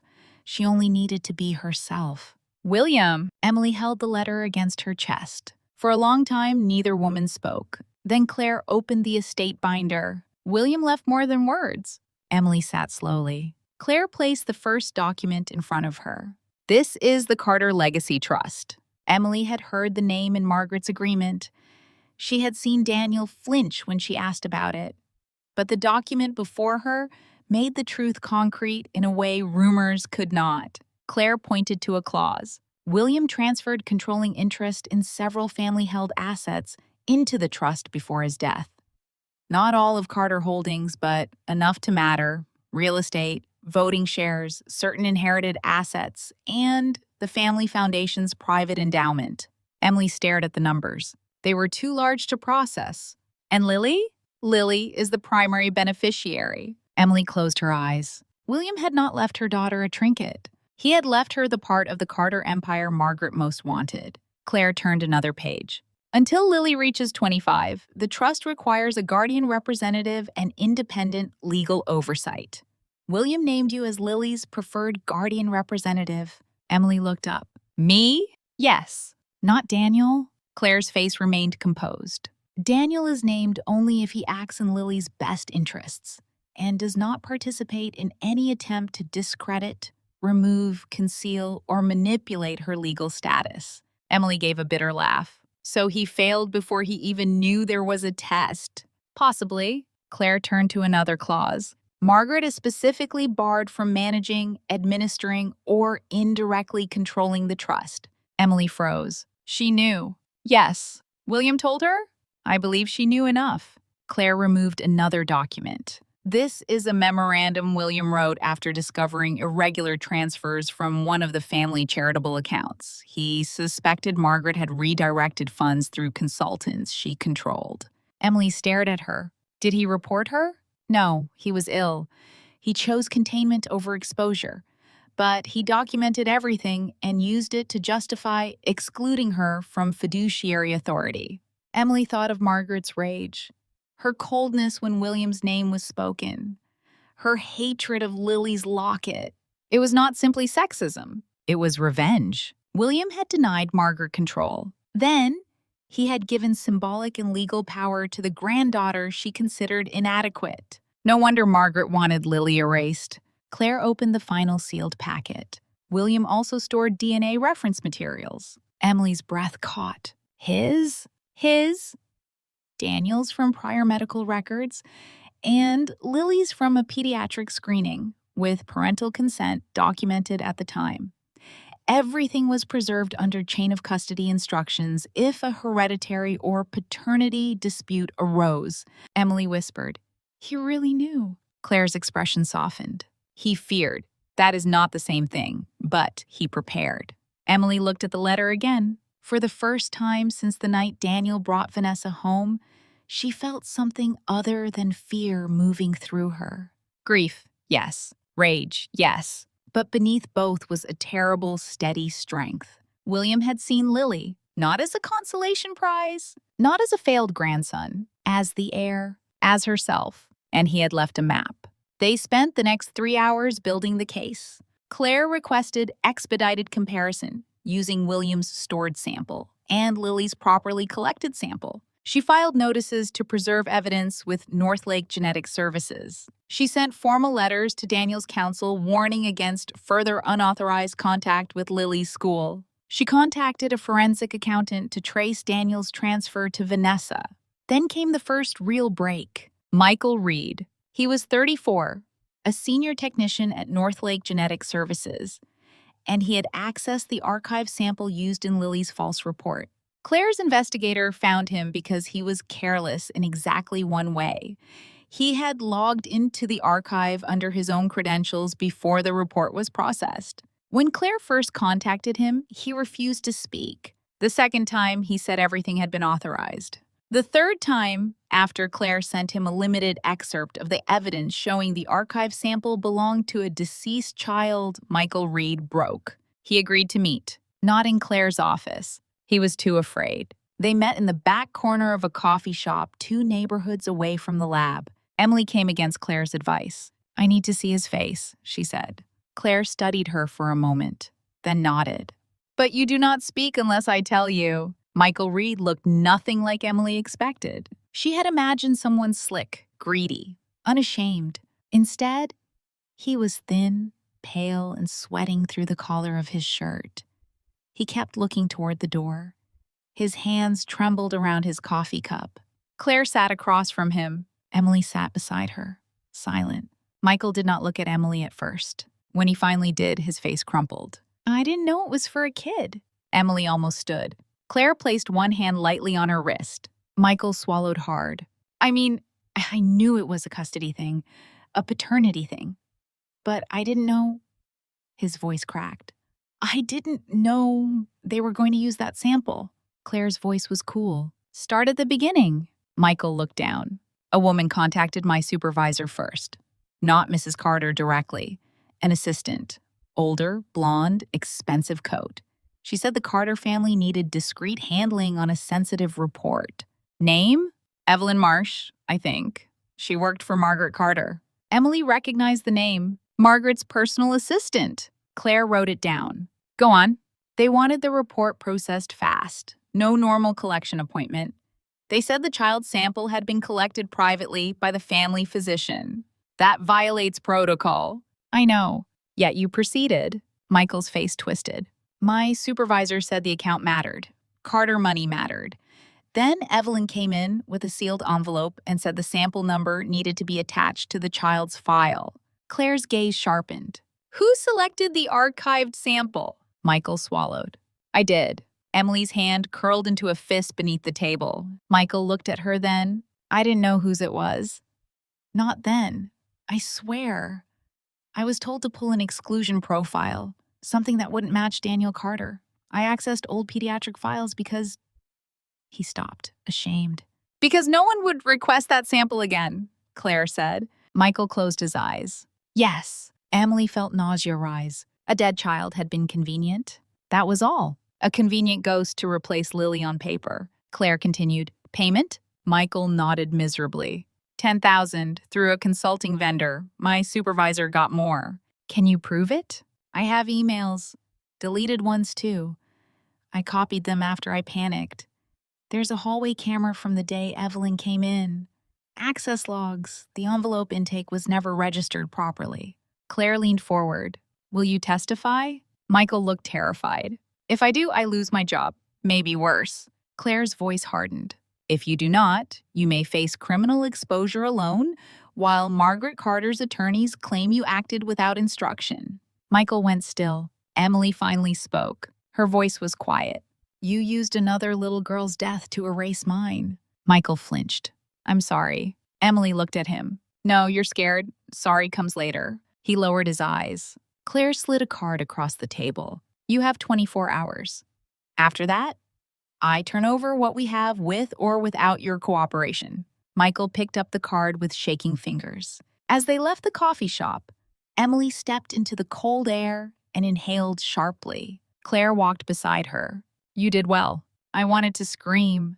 I know. Emily looked back through the window. Michael sat hunched over, face in his hands. Will he talk? Yes, Claire said. Fear put him into this. Fear will bring him out. The second break came from Ryan Blake. He contacted Emily directly. The message arrived from an unknown number late Friday night. You want the truth about Vanessa? It costs. Rachel immediately wanted to reply with threats. Claire, when Emily forwarded the message, responded within 2 minutes. Do not engage directly. I will handle it. By morning, Claire had arranged a controlled communication through her investigator. Ryan Blake was exactly what Emily expected Michael Reed to be. Greasy charm, quick smile, cheap confidence. A man who thought morality was just weakness with better clothes. He did not care that Vanessa was lying. He cared that Vanessa had stopped paying him. She thinks she can land a Carter and cut me out, Ryan said during the recorded meeting Claire arranged. That's not how partnerships work. Claire's investigator kept him talking. Ryan produced screenshots, texts from Vanessa asking for clean sonogram templates, a photo of a padded pregnancy belly in a shopping bag, voice notes complaining that Daniel was easy but sentimental, a message sent after Margaret requested a real doctor's appointment. Vanessa. The old woman is getting suspicious. Needs something that looks more official. Ryan. Then pay official prices. Another message. Vanessa. After the baby shower, Daniel signs the money over. Then I lose the baby, disappear, and they blame the stress on Emily. Emily listened to the recording in Claire's office. She did not move. Vanessa's voice filled the room, casual and amused, stripping away every tear she had performed in the Carter mansion. Daniel had blown up his marriage for a woman who described him as easy. Margaret had welcomed a heir, built from a template and a padded belly. And Lily had cried herself to sleep because of it. Claire stopped the recording. We need Ryan's cooperation formalized. Can we trust him? No. Emily almost smiled. Claire continued. But we can use documented evidence. Screenshots need authentication. Voice notes need preservation. Financial links need tracing. His testimony is useful, but the records matter more. Emily nodded. Records. Always records. Margaret had chosen paperwork as her weapon. Now Emily would answer in the same language. Over the next several days, the pieces began locking into place. Dr. Samuel Harris confirmed in writing that Vanessa's sonogram image was medically unreliable and likely copied from a prior source. The clinic Vanessa named had no patient record under Vanessa Monroe, Vanessa Moore, or Nessa Blake. The forensic accountant confirmed Daniel's transfer to Vanessa came from a marital account days after he restricted Emily's access. Michael Reed's attorney contacted Claire. Michael would cooperate in exchange for leniency recommendations. He provided emails, access logs, a recovered internal message referencing Carter file priority handling, a security still showing Evelyn Marsh entering Northlake Genetic Services with an envelope. The independent DNA comparison using William's stored sample came back. Lily was biologically related to William Carter. The probability was overwhelming. Combined with Daniel's stored medical reference, the result confirmed what Emily had known since the day Lily was born. Lily was Daniel's daughter. Lily was William's granddaughter. Lily was Carter blood. Emily read the report alone in Rachel's bathroom because it was the only room with a lock. Then she sat on the edge of the bathtub and cried silently into her hands, not because she had doubted Lily, never that, but because now the truth had a voice Daniel could not silence by looking away. When she came out, Lily was in the hallway. Mommy! Emily quickly wiped her face. I'm okay. Lily studied her. Are those happy tears or sad tears? Emily knelt and pulled her close. Both. Lily touched the locket. Did Grandpa help? Emily smiled through tears. Yes, she whispered.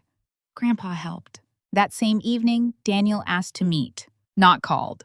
Texted. Daniel, we need to talk privately. No lawyers, just us. Emily showed Claire. Claire said, he is either scared or sent by Margaret. Probably both. Do not meet him alone. I won't. Emily agreed to meet Daniel in the parking garage beneath Claire's office building, where security cameras covered every angle and Claire waited upstairs. Daniel arrived in a black coat, looking thinner than before. His jaw was unshaven.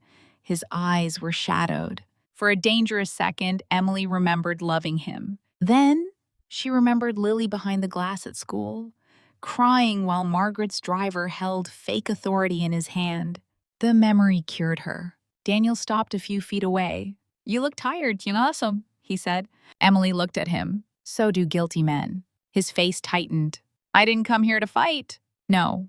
You came because something is going wrong. He looked away. Emily waited. Finally, he said, Mother is escalating things too much. Emily almost laughed. She tried to take Lily from school. I didn't know she would send a driver. But you signed the document that let the school doubt me. Daniel flinched. I was advised that it was standard. By your mother. By counsel. Same thing. He rubbed his face. Emily, listen. This can still be contained. There it was. Not fixed. Contained. What are you offering? Daniel exhaled as if relieved she was willing to discuss terms. If you sign the revised separation agreement, I can make sure you keep primary physical custody of Lily for now. For now. And we can stop the emergency hearing. Emily tilted her head. What do I sign away? His silence answered before he did. The trust issues need to be separated from custody. Emily stared at him. If you believe Lily is not your daughter, why are you so concerned about her trust? Daniel's face hardened. I never said I believed she wasn't mine. The words fell between them. Quiet. Damning. Emily felt her pulse slow. No, she said softly. You just let everyone else say it. Daniel's eyes reddened. I was confused. You were convenient? That's not fair. Fair? Emily stepped closer. Fair was Lily asking if you needed a son to be happy. Fair was her hearing you call her existence a question. Fair was your signature on a school document that made her think her grandmother could take her away. Daniel's face twisted. I made mistakes. No. A mistake is forgetting a birthday. You chose sides.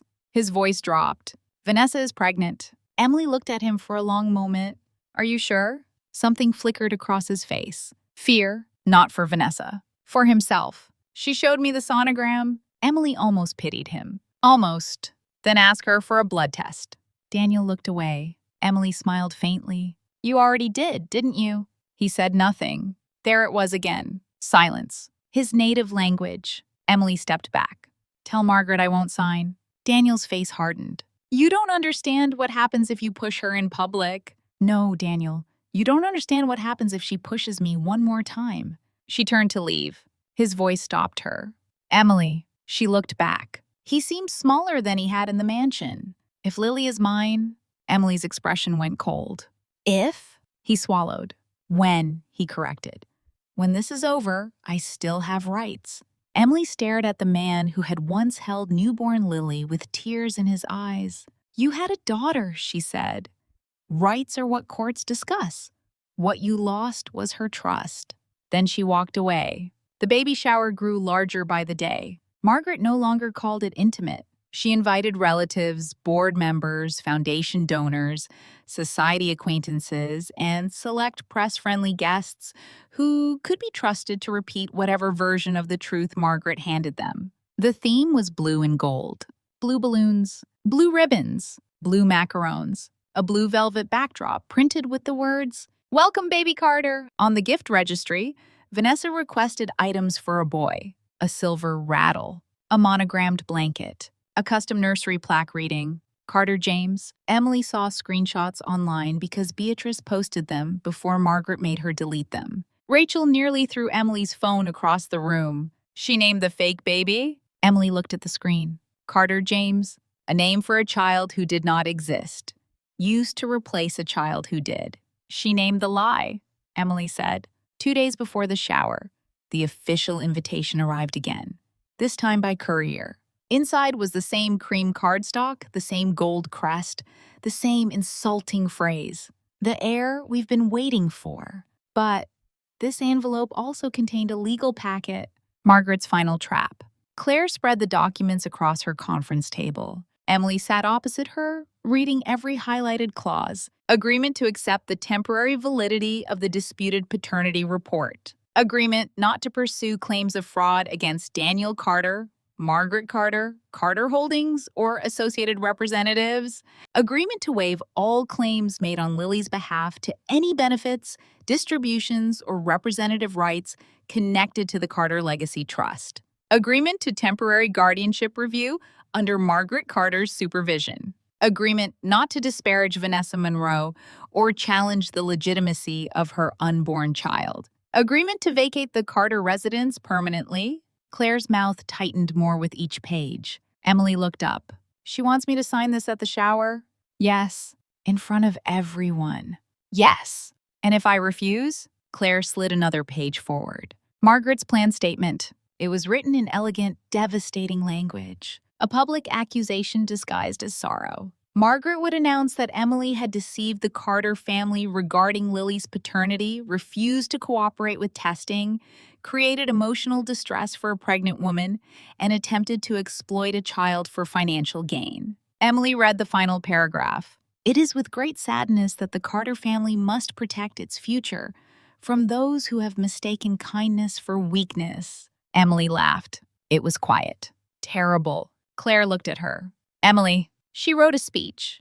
Yes. She planned to humiliate Lily in a room full of people. Yes. Emily placed the paper down carefully. Then we let her start it. Claire studied her. That is what I was going to suggest. Good. We will not reveal everything too quickly. The order matters. Emily nodded. Vanessa first. Yes. If the pregnancy collapses first, Margaret loses the moral center of her event. Then Daniel? His transfer. his knowledge, his signed school document. Then Margaret. The DNA substitution, Michael Reed, Evelyn Marsh, financial trail. Emily looked at the trust documents.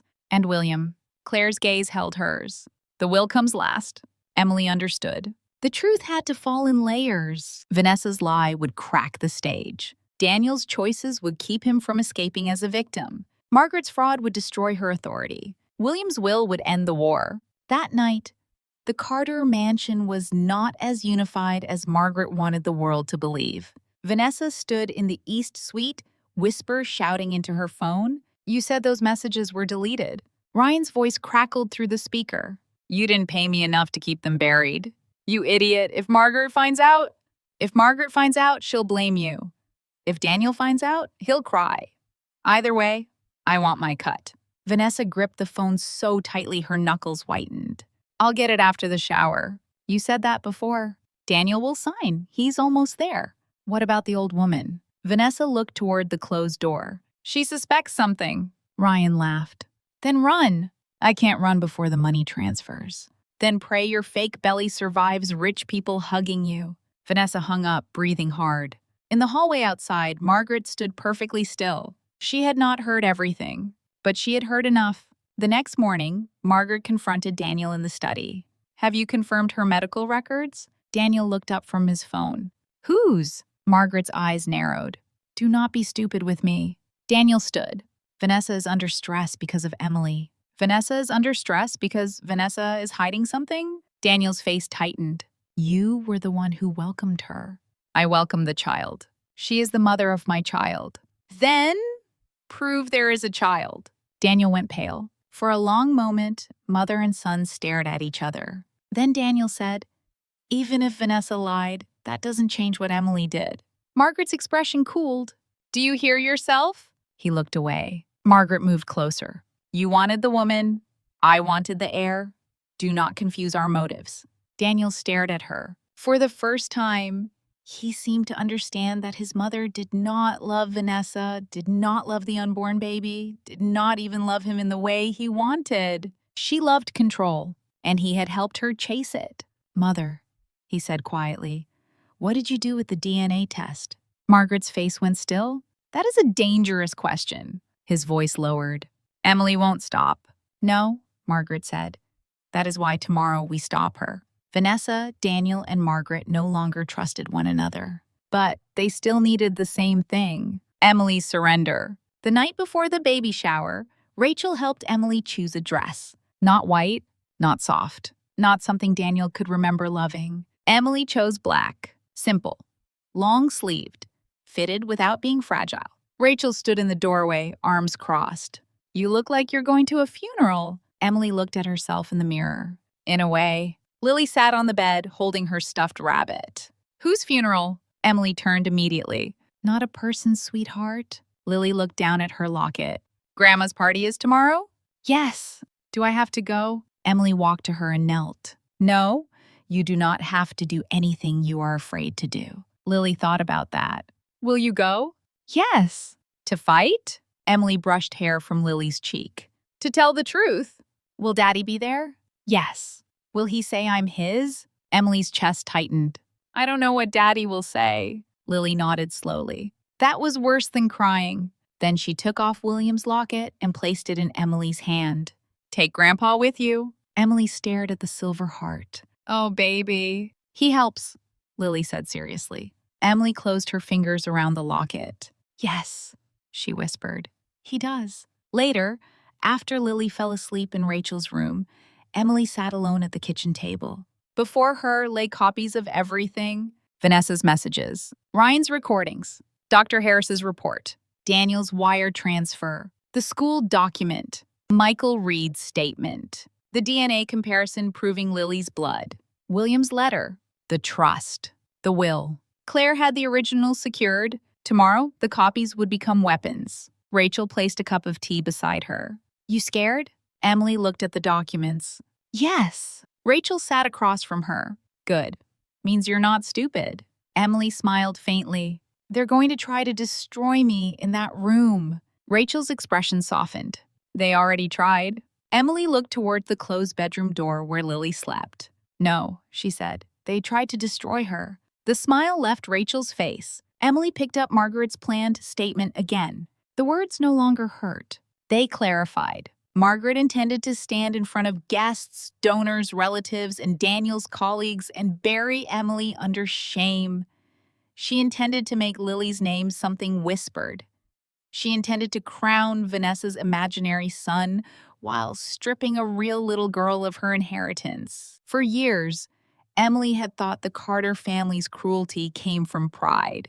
Now she knew better. It came from fear. Fear of a child they could not control. Fear of a dead man's final choice. Fear that the daughter they had dismissed might hold more power than all of them combined. Emily folded Margaret's statement and placed it in the folder. Then she opened William's letter one more time. Do not beg them. Expose them. Emily touched the locket Lily had given her. In the morning, Margaret Carter would fill a ballroom with blue balloons and call it a celebration. Vanessa Monroe would cradle a belly built from fabric and fraud. Daniel Carter would stand beside them, pretending silence was dignity. And Emily would walk into that room with the truth in her hands. Not all at once. Not too soon. Layer by layer. Lie by lie. Until the House of Carter finally heard the sound of itself cracking. Just before midnight, her phone buzzed. A message from Margaret. Margaret, tomorrow is your last chance to behave like a mother instead of a liability. Sign, and Lily may still have a future. Refuse, and I will make sure everyone knows what kind of woman you are. Emily stared at the message. Then she typed back, Emily, tomorrow everyone will know exactly what kind of woman I am. She placed the phone face down. Across the city, in the Carter mansion, Margaret was preparing a throne for an heir who did not exist. In Rachel's small apartment, Emily Carter closed the folder, stood, and looked once more toward her sleeping daughter. The first time she had left the Carter mansion, she had carried Lily out in tears. Tomorrow, she would walk back in wearing black, not as Daniel's discarded wife, not as Margaret's obedient daughter-in-law, not as a woman begging to be believed, but as a mother with nothing left to lose except the one thing no one would ever take from her. The truth. The ballroom was drowning in blue. Blue balloons floated beneath crystal chandeliers. Blue ribbons curled around the backs of gold chairs. Blue hydrangeas filled tall glass vases on every table.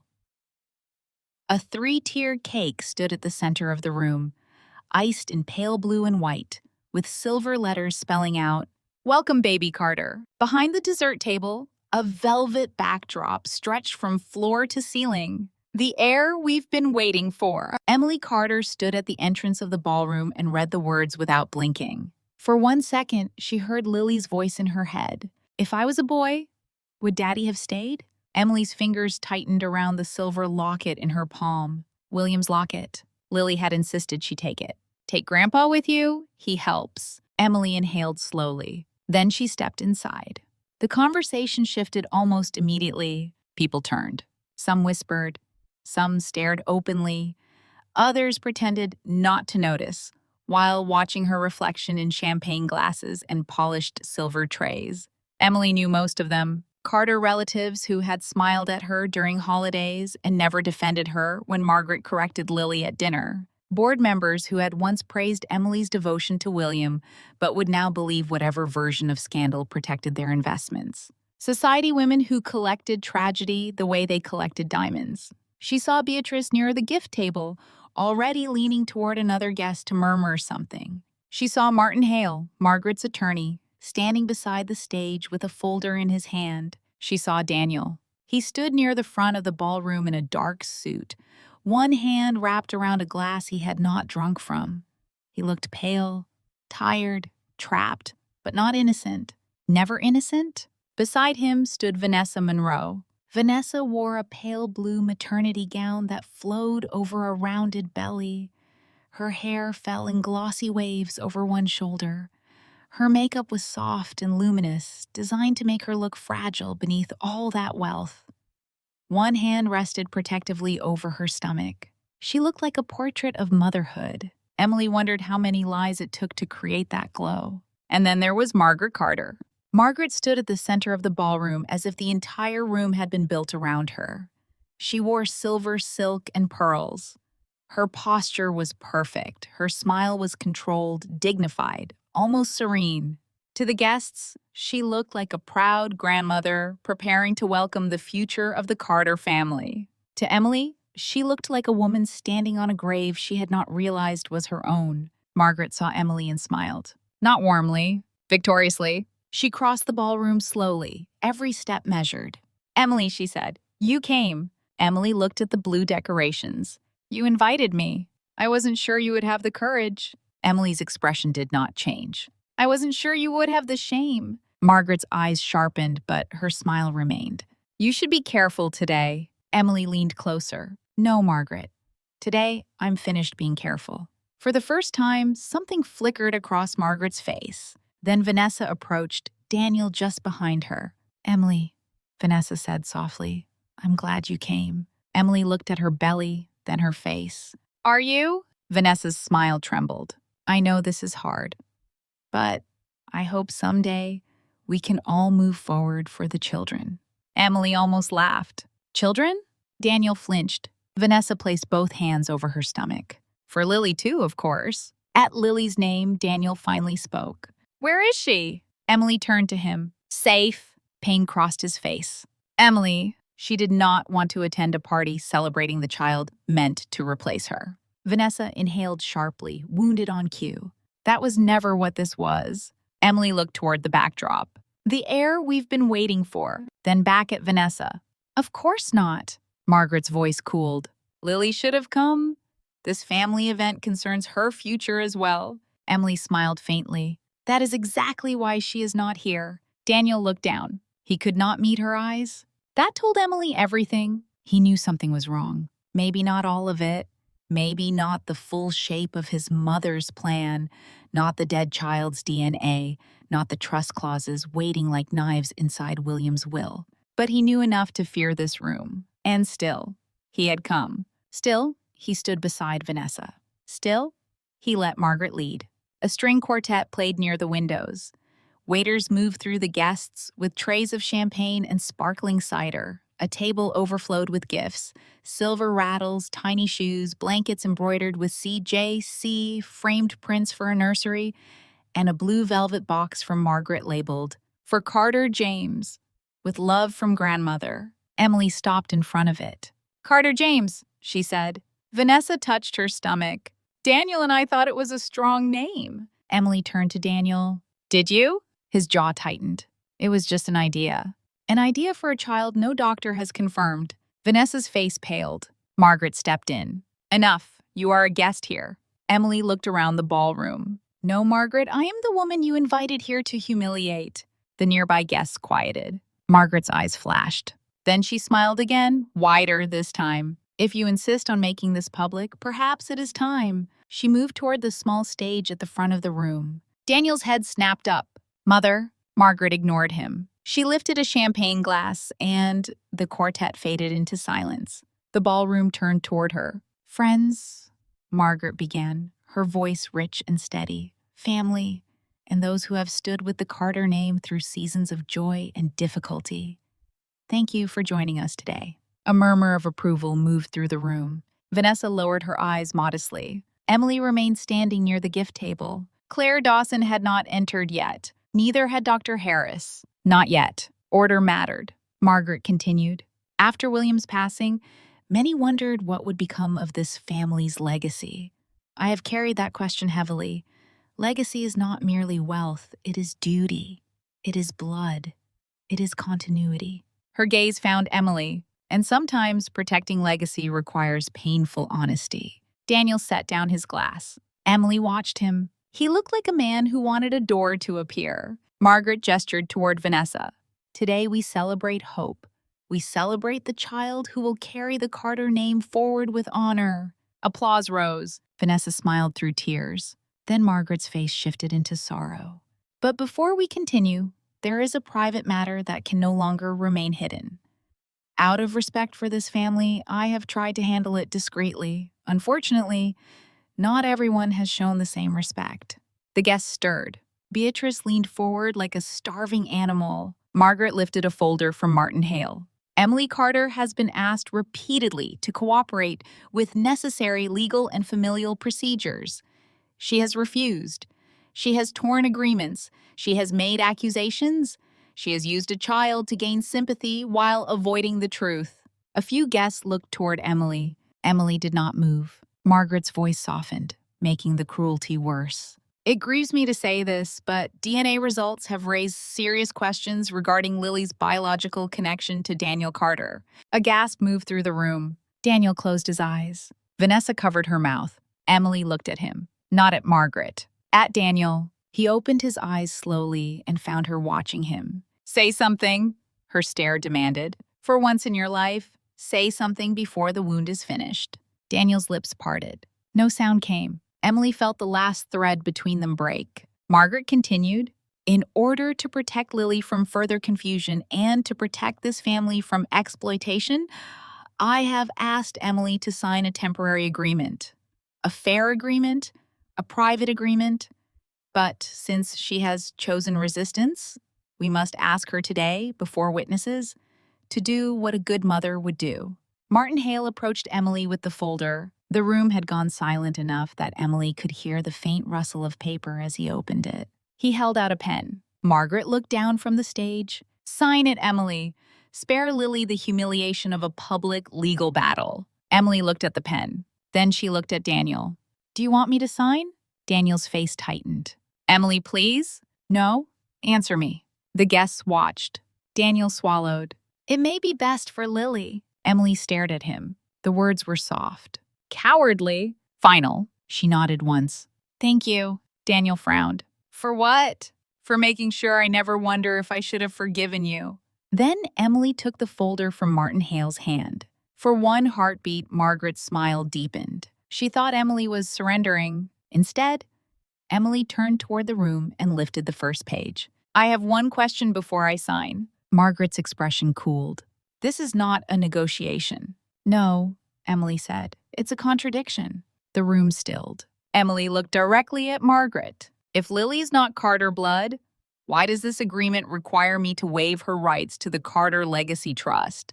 A wave of whispers broke out instantly. Margaret froze, only for a second.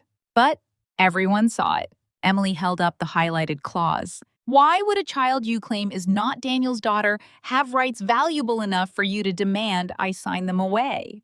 Margaret's hand tightened around the champagne glass. "That is complex legal language." Emily nodded. "Then let's make it simple." She turned to Vanessa. "If your pregnancy is real, why has no doctor in Chicago been able to confirm you are pregnant?" Vanessa's face drained of color. Daniel stared at her. "What?" Emily glanced towards the ballroom entrance. The doors opened. Claire Dawson walked in. Beside her was Dr. Samuel Harris. The sound that moved through the room was not a gasp. It was the collective intake of people realizing the entertainment had just become evidence. Claire wore a black suit and carried a leather case. Dr. Harris walked beside her, calm and professional, his expression serious. Margaret's face hardened. "Claire," she said, "this is a private family event." Claire looked around the ballroom. "With this many witnesses?" "No, Margaret. This is a public record waiting to happen." Martin Hale stepped forward. "Ms. Dawson." Claire lifted one hand. "Martin, unless you want your name attached to fraudulent medical documents, I suggest you listen before objecting." He stopped. Vanessa backed up slightly. Emily saw it. So did Daniel. Claire turned to the room. "My name is Claire Dawson. I represented the late William Carter for more than 20 years. I'm here today because several documents have been used to pressure Emily Carter into surrendering legal rights belonging to her daughter, Lily." Margaret's voice was sharp. "You have no right to disrupt." "I have every right," Claire said. "William made sure of that." The name struck Margaret like a slap. Claire opened her case and removed the first file. "Dr. Harris has reviewed the medical documentation Vanessa Monroe provided to support her alleged pregnancy." "Alleged." The word landed cleanly. Vanessa began to cry. "This is disgusting," she whispered. "How dare you?" Dr. Harris spoke calmly. The sonogram image presented as evidence of Ms. Monroe's pregnancy contains no valid patient identifiers. The clinic code is incomplete. The gestational age does not match the dates provided. Most importantly, the same image appears in a medical training database published 3 years ago. The room erupted. Vanessa shook her head violently. No, Emily paid you. She's desperate. She hates me. Emily said nothing. Claire removed another document. The clinics Ms. Monroe named have no pregnancy records under Vanessa Monroe, Vanessa Moore, or Nessa Blake. Margaret turned slowly toward Vanessa. Nessa Blake? Vanessa's lips parted. Daniel stepped back from her. Vanessa grabbed his arm. Daniel, don't listen to him. This is what she does. She wants to destroy us. Emily looked at him. You should ask her for a blood test. Daniel's face went white. Vanessa's grip tightened. Claire nodded to a technician near the sound system. A recorded voice filled the ballroom. Vanessa's voice. Clear, casual, cruel. After the baby shower, Daniel signs the money over. Then I lose the baby, disappear, and they blame the stress on Emily. The room fell into horrified silence. Vanessa stopped breathing. Daniel stared at her as if seeing her for the first time. That's not, Vanessa whispered. That was edited. Claire played the next clip. Ryan Blake's voice asked, what about the fake belly? Vanessa laughed. Rich people don't look too closely when they want a miracle. A woman near the front covered her mouth. Beatrice actually dropped her champagne glass. The sound of breaking crystals snapped the ballroom awake. Guests began whispering loudly. Vanessa turned to Daniel, tears now real. Daniel, please. I was scared. Your mother was pressuring me. Emily was attacking me. I didn't know what else to do. Daniel pulled his arm away. You're not pregnant? Vanessa's mouth trembled. She said nothing. The silence answered. Daniel staggered back one step. You lied to me? Emily laughed softly. The sound drew every eye. Daniel turned toward her, wounded fury on his face. You knew? Emily looked at him with cold pity. I suspected. But unlike you, I waited for proof before destroying a child. His face twisted. I was deceived. No, Emily said. You were useful. He flinched. Claire removed the second file. And since Mr. Carter would now like to present himself as a victim, we should clarify his role. Daniel's head snapped toward Claire. What role? Claire held up bank records. 3 days after Daniel Carter froze Emily Carter's access to marital funds, he transferred $75,000 to Vanessa Monroe from a joint marital account. The room shifted again. Emily heard someone whisper, 75,000? Claire continued. He did this while Emily and Lily were living in temporary housing and while Emily was instructed to submit a list for Lily's reasonable expenses. Daniel's face burned red. That was for medical costs. Dr. Harris looked at him. There were no verified medical costs. Claire lifted another page. Additionally, Daniel Carter signed a document sent to Lily's school requesting caution in releasing Lily to her own mother based on alleged emotional instability and disputed guardianship. Emily looked at Daniel for the first time all day. His eyes were full of shame. Good. Let him feel a fraction of what Lily had felt behind that glass. Claire's voice remained even. That document led to Margaret Carter's driver attempting to remove Lily from school without a court order. A wave of shock moved through the guests. Daniel turned toward Margaret. You sent someone to the school? Margaret's expression hardened.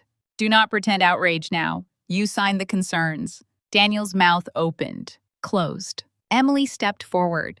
That is Daniel's tragedy. He always realizes where the line was after he crosses it. Daniel looked at her. Emily, no, she said, not now. Margaret stepped off the stage, her face pale with fury. Enough. Vanessa is clearly unstable. Daniel made foolish choices, but none of this changes the paternity issue. There it was. Margaret cutting away the infected limbs to save herself. Vanessa could burn. Daniel could bleed. But Margaret would still aim at Lily. Claire turned a page. Actually, Margaret, the paternity issue is exactly why we are here. The ballroom quieted again. Claire placed a DNA report on a nearby table, then another, then another. The DNA report used by Margaret Carter to claim Lily was not Daniel's daughter was fraudulent. Margaret's chin lifted. That is false. No, Claire said. The sample used in that report did not belong to Lily Carter. A murmur spread. Emily watched Margaret's eyes. For the first time, fear moved there. Claire continued. The sample was pulled from an archived pediatric genetics file belonging to a deceased child. It was attached to Lily's file to create a false exclusion. The room went still. Even the whispers died. There were lies people expected in rich families. Affairs, hidden accounts, secret children. But using the DNA of a dead child to erase a living one was something else. Something obscene. Margaret's face had gone rigid. That is outrageous! Claire removed a statement. Michael Reed, senior technician at Northlake Genetic Services, has provided a sworn statement.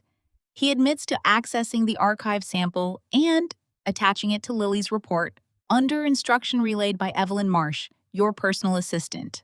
Margaret said nothing. Claire placed a security still on the table. This image shows Evelyn Marsh entering the lab with an unregistered envelope. Another document.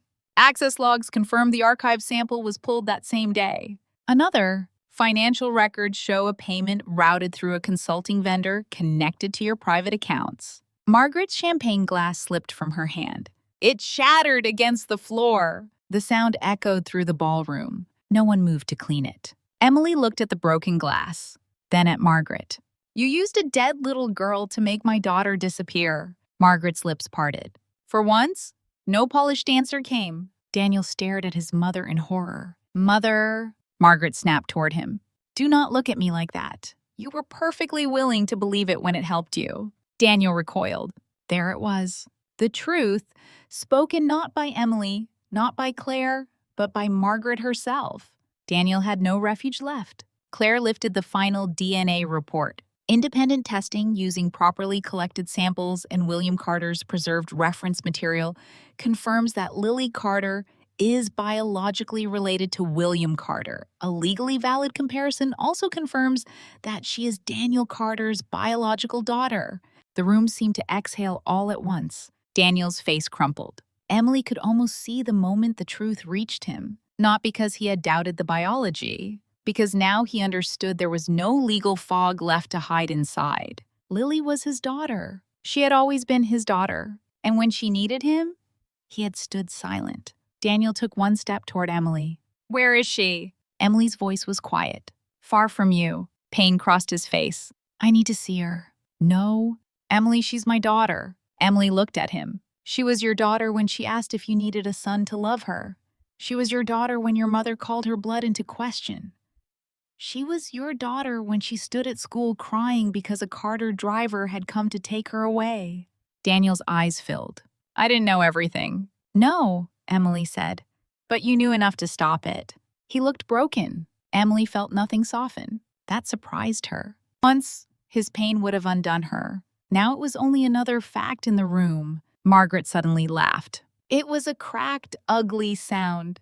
All of this for sentiment. Claire turned toward her. Margaret's face twisted, control finally peeling away. You think blood alone makes her worthy? She is a little girl, a child. She cannot carry this family. William was a fool to indulge her.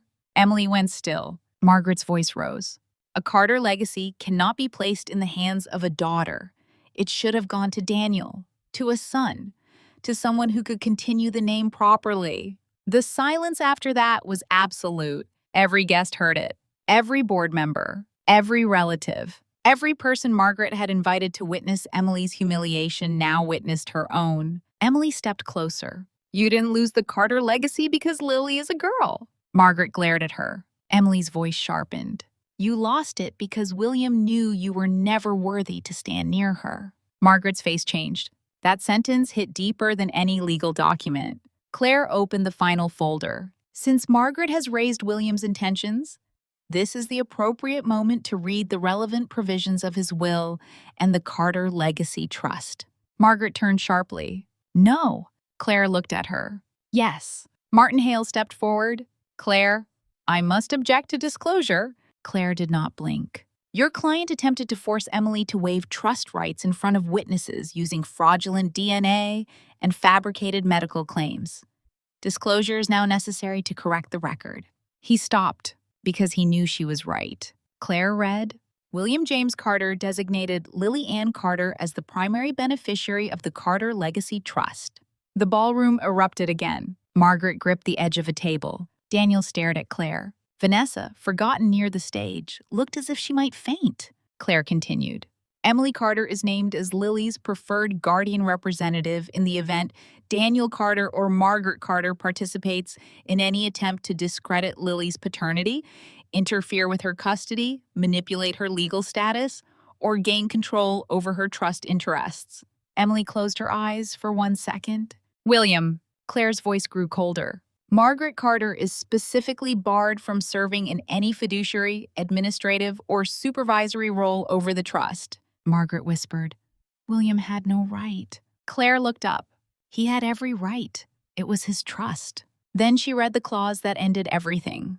In the event of attempted DNA fraud, custodial coercion, forced waiver, concealment, or manipulation connected to Lily Carter's beneficiary status, all interim control transfers to independent legal oversight until Lily reaches the age determined by the trust. Daniel Carter is disqualified from management authority pending review. Margaret Carter is permanently disqualified. The room seemed to tilt. Margaret had not merely failed. She had triggered the very mechanism William built to stop her. Emily saw the realization move across Margaret's face. The trap Margaret thought she had set for Emily had closed around herself. Daniel sank into a chair. Vanessa whispered, "Oh my God." Margaret turned on Emily with raw hatred. "You think you have won?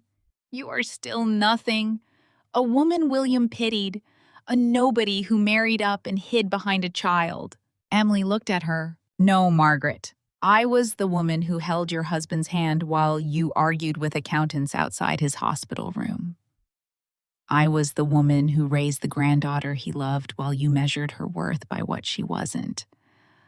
I was the woman you mistook for weak because I was kind in a house full of people who confused cruelty with strength."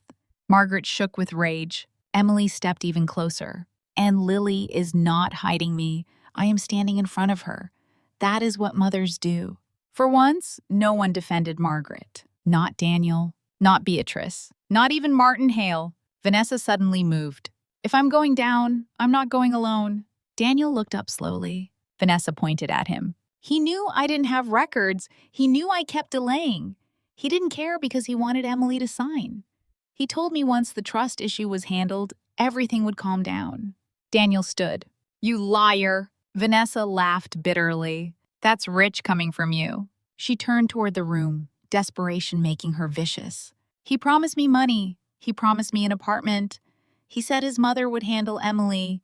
He said all I had to do was stay pregnant long enough for the family to accept me." Daniel's face went ashen. Emily watched him fall apart in public and thought of Lily asking if she should leave Daddy in the picture she had drawn. Vanessa pulled at the side seam of her dress. A small padding strap shifted beneath the fabric. Several guests gasped. Vanessa froze, realizing too late what she had exposed. Margaret stared at the false belly with such disgust that, for 1 second, she looked almost like the victim she had tried to pretend to be. But Emily knew better. Vanessa had lied about a baby. Margaret had lied about a child.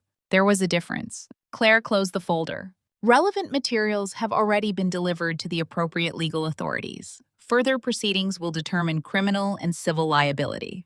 The party was over. No one announced it. No one needed to. Guests began leaving in clusters, whispering behind raised hands. Board members avoided Margaret's eyes. Relatives who had come to watch Emily destroyed now hurried away before they could be asked what they had witnessed. Blue balloons bobbed stupidly above the wreckage. The cake remained untouched. "Welcome, baby Carter." A greeting for no one. Margaret stood alone near the stage, surrounded by fallen ribbons and broken glass. Daniel approached Emily one last time. He looked older now, not by years, by consequence. "Emily," he said hoarsely, "please, let me talk to Lily. I need to explain." Emily shook her head. "You want to explain because you're hurting, not because she's ready to hear you?" His eyes filled. "I'm her father." Emily's voice softened, but not with forgiveness. "Then start acting like it from far enough away that she can breathe." He flinched. Will you ever forgive me? Emily looked at him for a long moment. Once, she would have asked herself the same question. Now the answer did not matter. This is not about your forgiveness anymore, Daniel. She turned away. Outside the ballroom, Claire waited by the doors. Are you ready? Claire asked. Emily looked back once. Vanessa was being questioned by security and one of Claire's investigators. Daniel stood alone. Margaret had not moved. The blue backdrop still declared, "The heir we've been waiting for." Emily looked at it and almost smiled. Yes, she said. I'm ready. The days that followed did not bring instant peace. Truth rarely did, but it brought movement. Vanessa Monroe was investigated for fraud, forged medical documentation, and financial deception. Ryan Blake, eager to save himself, turned over more evidence than anyone expected. Michael Reed cooperated with authorities regarding the DNA substitution. Northlake Genetic Services suspended multiple employees. Evelyn Marsh disappeared for 2 days, then surfaced with an attorney. Margaret Carter became the subject of investigations involving bribery, fraud, custodial interference, and attempted manipulation of trust rights.